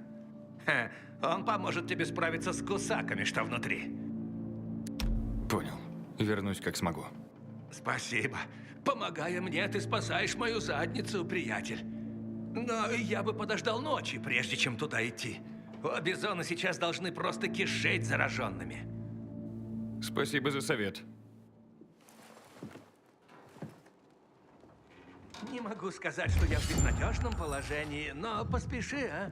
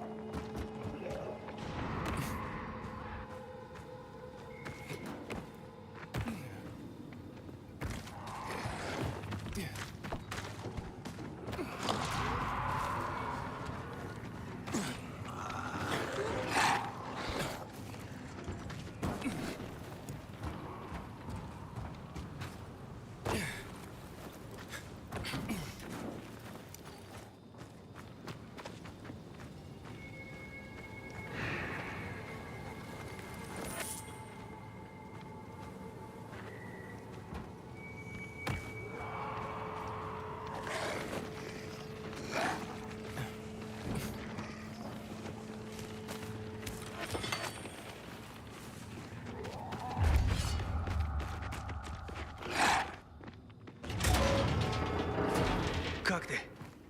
Сойдет. А ты как? Кто ты? Помощь нужна? Мы в порядке, спасибо. Что случилось? До нас дошли слухи об этом гараже. Мы решили, что это будет легкая прогулка, но ошиблись. Идиоты. Эй, зато мы забрались достаточно далеко, чтобы запустить старый военный генератор и зажечь УФшки. А потом что? Там внизу, на подземной парковке, хуево туча зараженных. Чудом выбрались оттуда. А по пути наверх на Джонаса обрушилась часть стены. Вы не против, если я попробую? Лучше забудь. Не стоит оно того, чтобы ты кончил, как я. Или даже хуже. Да, но я обещал попробовать. Вот, возьми. Если не погибнешь, они тебе пригодятся. Мы туда точно не вернемся. По крайней мере, этой дорогой. Спасибо. Слышишь эти звуки снизу? Этот вой. Ага, будто павлины хором халилуя поют. Это крикуны. Сами не нападают, но их вой привлекает других. Думаешь, что уже все чисто. И тут раз, толпа зараженных. Меня пугать, чел. Давай как-нибудь вернемся за этим генератором. Похоже, он в хорошем состоянии. А как ты собираешься вытащить его оттуда? Будет легче, если мы сольем горючее.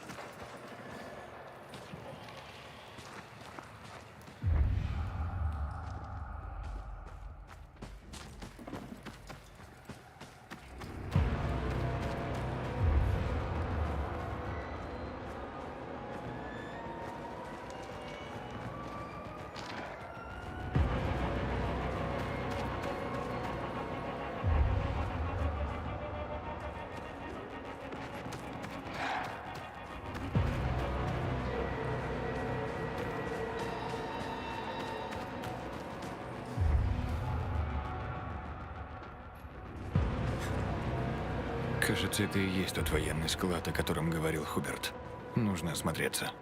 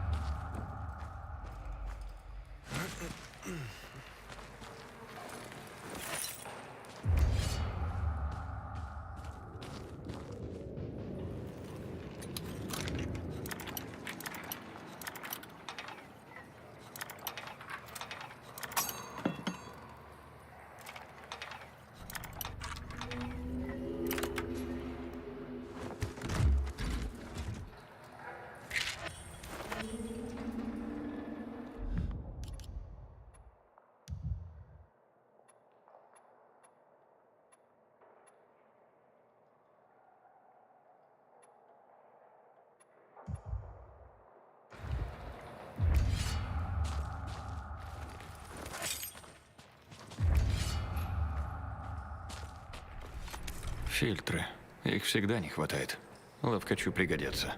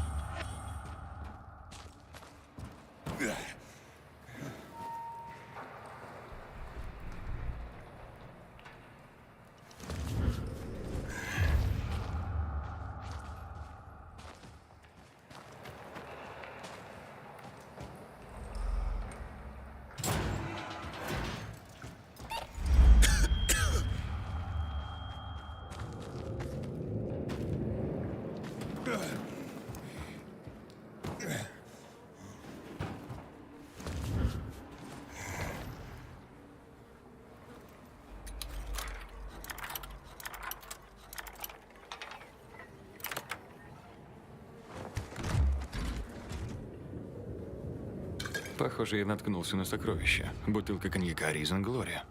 И сигары. Кубинские, судя по надписи. Кажется, все ценное я взял. Пора валить отсюда.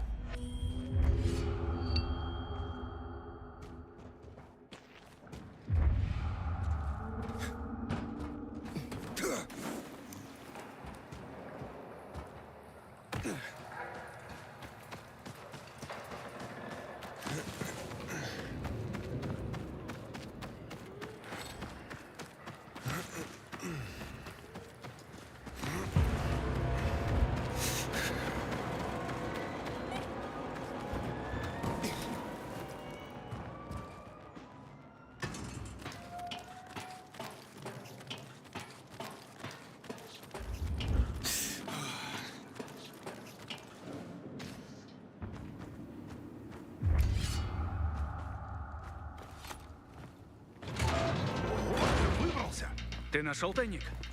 Да. Спасибо за отмычки. Но почему вы все еще здесь? Это он? Да. Он был так любезен, что доставил нам товар. И избавил от хлопот. Хорошо. Итак, откуда ты об этом узнал? От одной пташки. А тебе что? У этой пташки не была сломана ножка? Откуда ты знаешь?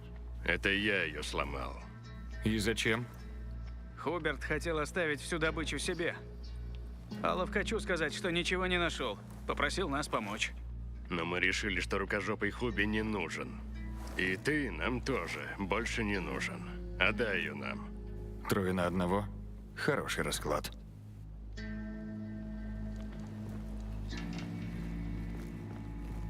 Пересчитай.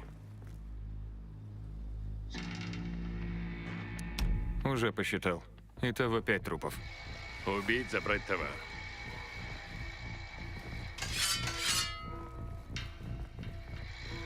Видите свет? Надо проверить. Я тебя вижу,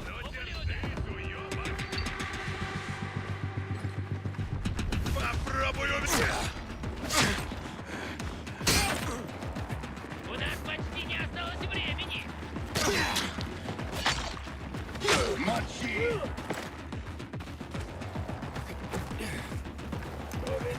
А ну стой!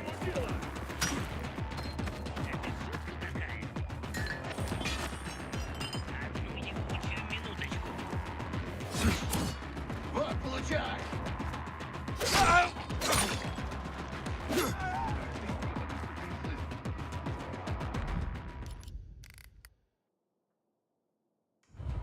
Сюрприз, мудила!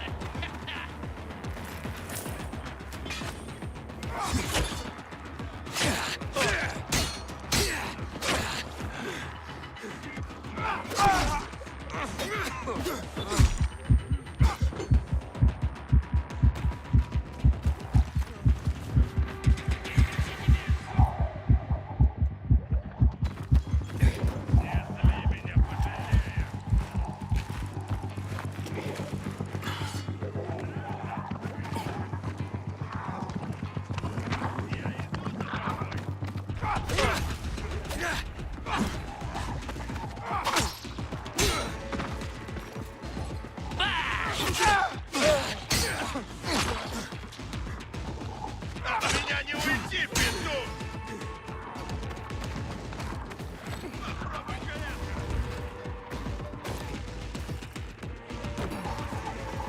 Попался! Тебе води!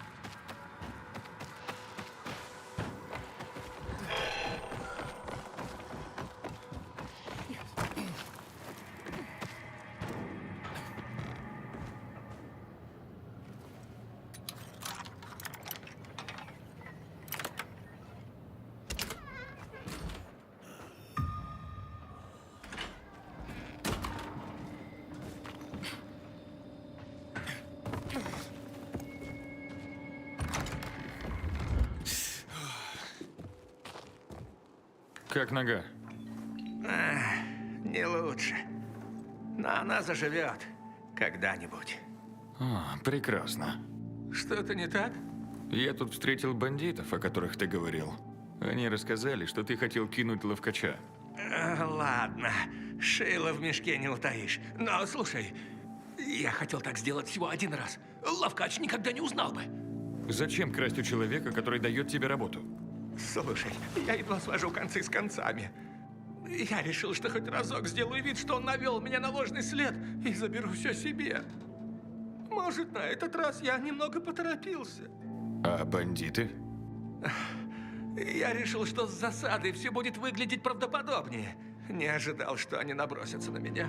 Это значит, что я дурак, да? Похоже на то. Как можно верить шайке воров? Плохо выходит, когда жадничаешь. Я не жадничал. Я просто отчаялся. Теперь нога сломана, и я не знаю, когда опять смогу работать. А что вообще с ними случилось? Они попытались меня убить, но не смогли.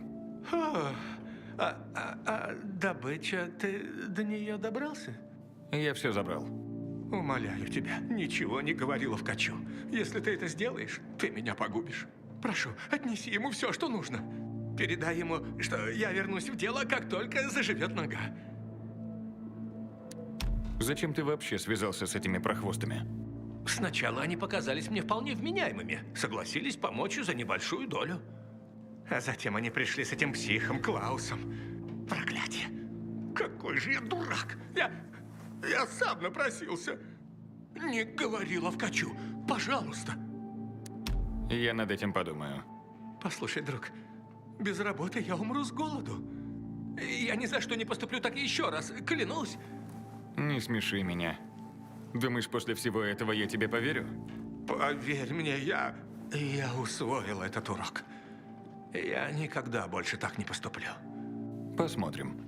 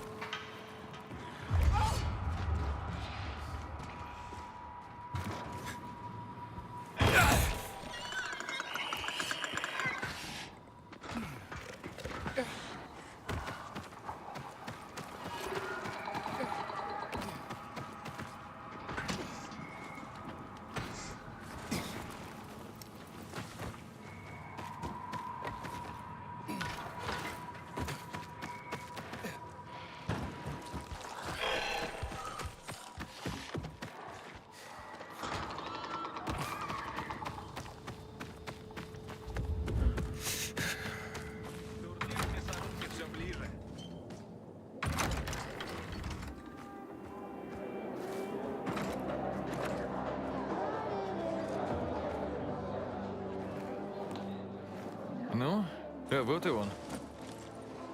Моя бесценная норка. Ох, воистину тебя послали небеса. Лола снова счастлива. Ты заслужил награду. Хочешь, Лола вознаградит тебя песней? Конечно, почему нет? Я сплю, и во сне ты ко мне приди. И останься со мной до зари. Серой горлицей ко мне прилети.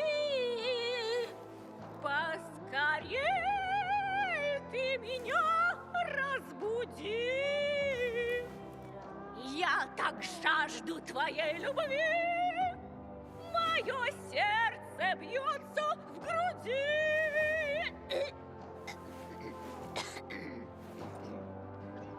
Разве ты не заворожен? Не зачарован голосом Лолы? Зачарован? Это было восхитительно. Какой комплимент. Ты такой милый мальчик. И ужасный лжец. Но Лола ценит твою доброту. Ты заслуживаешь более достойной награды, чем песня. Возьми. Лола благодарит тебя. Спасибо.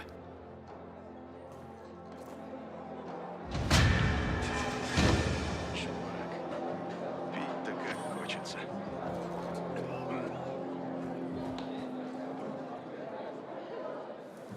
Эй, что у тебя?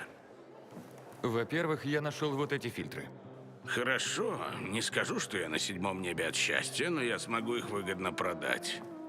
Как насчет этого? Бутылка коньяка и коробка сигар? Это уже кое-что. Я так и знал, что на военной базе найдется что-нибудь ценное. Ну что, Урбан, есть у меня нюх на хорошие вещи? Еще какой.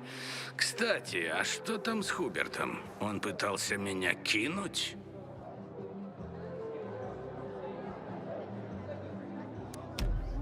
Хуберт сломал ногу. Пришлось забрать товар вместо него. Ему нужен кто-нибудь, кто присмотрит за ним, пока он поправляется. Да, сиделка ему понадобится. О чем это ты? Знаешь поговорку «на Бога надейся»? Но ногу сломай, на всякий. Гутен так. Что? Этот псих работает на тебя? Ну, два решения лучше, чем одно. Ты хотел меня убить? Кто говорит об убийстве? Я только велел Клаусу забрать добычу, но иногда он может и перестараться. Ты козел! В конце концов, ты мне помог. Я не знал, как добраться до Хуби, но появился ты. Я дождался твоего ухода и наведался к нему. Что ты с ним сделал? У него ужасно болела сломанная нога, потому я сломал вторую. Для симметрии. Вот что бывает с теми, кто пытается кинуть ловкача. Ты наглухо ебанулся? Зачем так переживать по этому поводу? Дуралекс, Седлекс. Мы живем в жестокое время, и законы должны быть такими же. Он уже получил свое и сказал, что больше не будет. Да? Откуда ты знаешь? Ты представляешь, сколько народу кинул рукожопый? Людей, которые просто пытаются выжить. Которым нужно кормить свои семьи. Он уже очень давно напрашивался. Он получил по заслугам. Больше он не будет никого кидать. Помни об этом. Правило есть правило. Когда весь мир рушится, они особенно нужны. Без них мы ничем не лучше стаи крыс. И ты называешь это правилами? Твоими правилами? Тебе это с рук не сойдет. Карл обо всем узнает. Карл? Меня он не тронет. Я слишком много про него знаю. Я обо всех слишком много знаю. Даже Лукас уважал меня. Как думаешь, кто его убил? Барни? Софи? Барни и Софи просто дети, играющие в песочнице, слишком большой для них. С другой стороны, они те еще отморозки. Никто не знает, что могло прийти им в голову. Но одно я знаю точно. Любопытство сгубило кошку. Спасибо за заботу, но она мне не нужна. Я сразу заметил твой потенциал. Но я должен был выяснить, что ты из себя представляешь. И как я справился? Ты точно не промах. Но тебе есть еще чему поучиться, парень. Ты соврал мне про Хуберта. Эйден, Эйден, Эйден. Это не мир для святого. Для мученика, возможно, если тебя убьют. Зато у меня будет чистая совесть. Чистая совесть? Вундербар. Здесь ни у кого ее нет. И у тебя тоже, раз ты еще жив. Верно? Что ты задумал, Пилигрим? От чего ты бежишь? В следующий раз найди себе другого простофилю. Гордый, это хорошо. Еще встретимся, Эйден.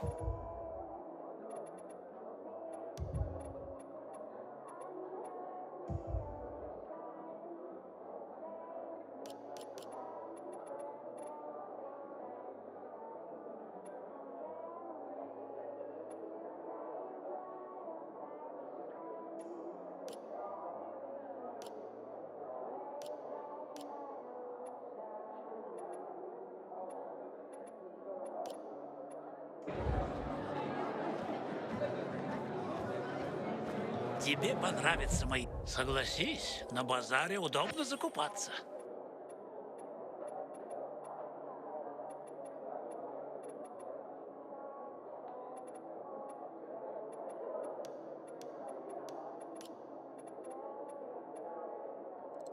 Ты буквально спас меня, друг мой.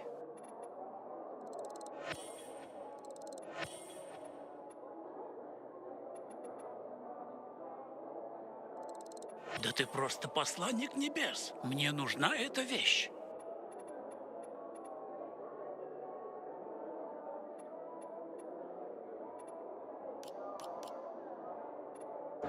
Я так понимаю, ты доволен. Готов обчистить мои полки, сынок?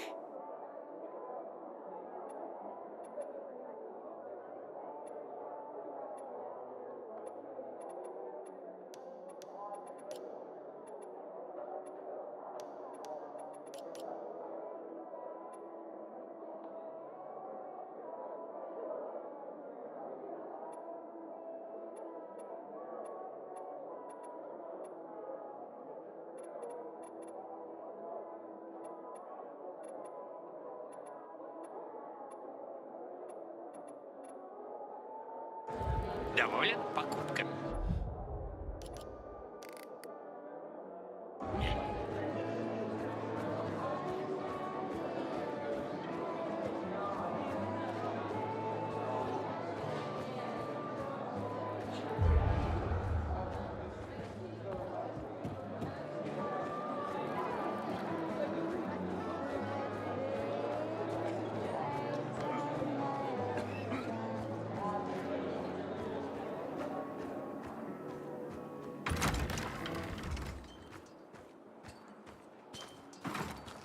Барни, похоже, сошел с ума. Он ведь ранен.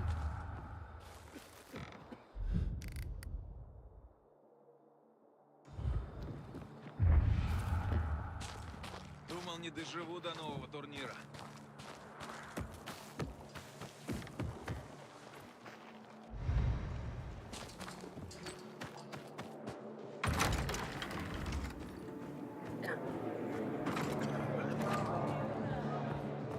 Первый турнир за 3 года. На нем будут сильнейшие бойцы со всего города.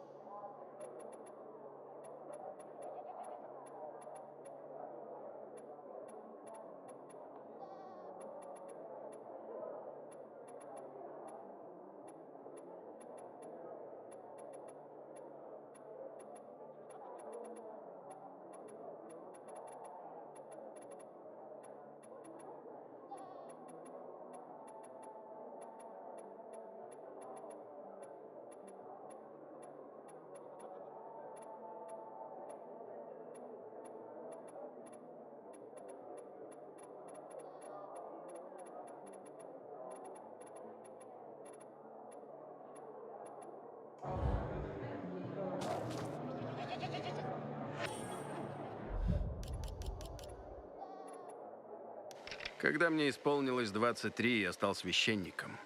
Сам еще зеленый мальчишка, а уже пастырь душ. Я чувствовал, таково мое предназначение. Я ответил на зов. Раз Бог был со мной, кто может выступить против меня? Я был полон идеалов. Верил, что сумею сделать мир лучше. Однако, мир решил иначе. Я не раз провожал умирающих в последний путь. Держал их за руку на смертном одре. И в краткий миг, перед последним вздохом, я замечал на их лицах облегчение. Не потому, что их ждал лучший мир, не потому, что они ждали встречи с раем, а потому, что это было окончанием боли. Им, наконец, удавалось выскользнуть из напрасного и изнурительного танца жизни. Все тяготы исчезали, конец страданиям. Мне никак не удавалось уложить это в голове. Как человек может отринуть дар жизни? Радостно приветствовать смерть. Личности сильной, такой как я, это казалось возмутительным. Или, может, они знали что-то, чего не видел я?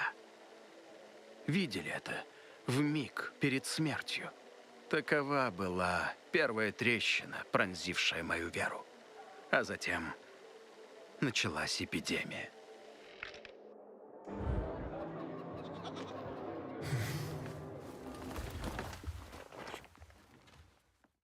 Я уже много месяцев не видел детей. Из-за дурацкого карантина всего Я дал тебе денег купить воды, а ты что наделал? У меня была хорошая карта. Откуда мне было знать, что они шулеры? Ты вообще себя слышишь? Тебе легко говорить. Тебя там не было. Я тоже об этом жалею. Я бы убил этих ублюдков на месте.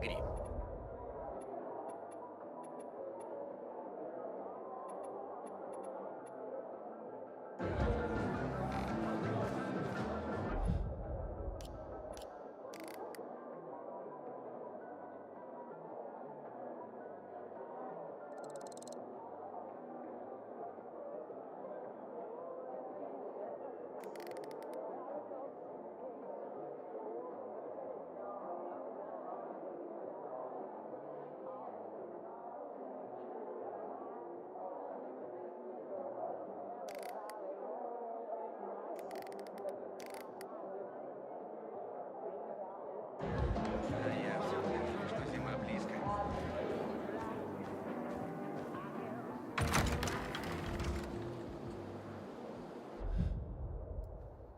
Так, думаю, на сегодня хватит. В следующий раз пойдем сдавать этот квест. Будем дальше делать другие побочные или вместе с сюжетным. Все-таки не будет, наверное, отдельного целого стрима на отдельные побочки. И у меня будет вот так, как сегодня, что-то типа. Как получилось. И то параллельно. Чуть-чуть там отвлеклись, чуть-чуть тут отвлеклись. А не прям чисто по одному чему-то конкретному идти и только. Вот так и сделаю, наверное, дальше. На сегодня хватит. Сколько? 3 часа 45 минут. Нормально. Спасибо всем, кто был сегодня. Кто активничал, кто, может, молча смотрел. Кто в записи будет смотреть, может. Всем, кто ставил лайки, отдельное спасибо. До встречи на продолжениях. По Dying Light'у или чему-то, может, еще. Всем спокойной ночи, всем удачи и пока.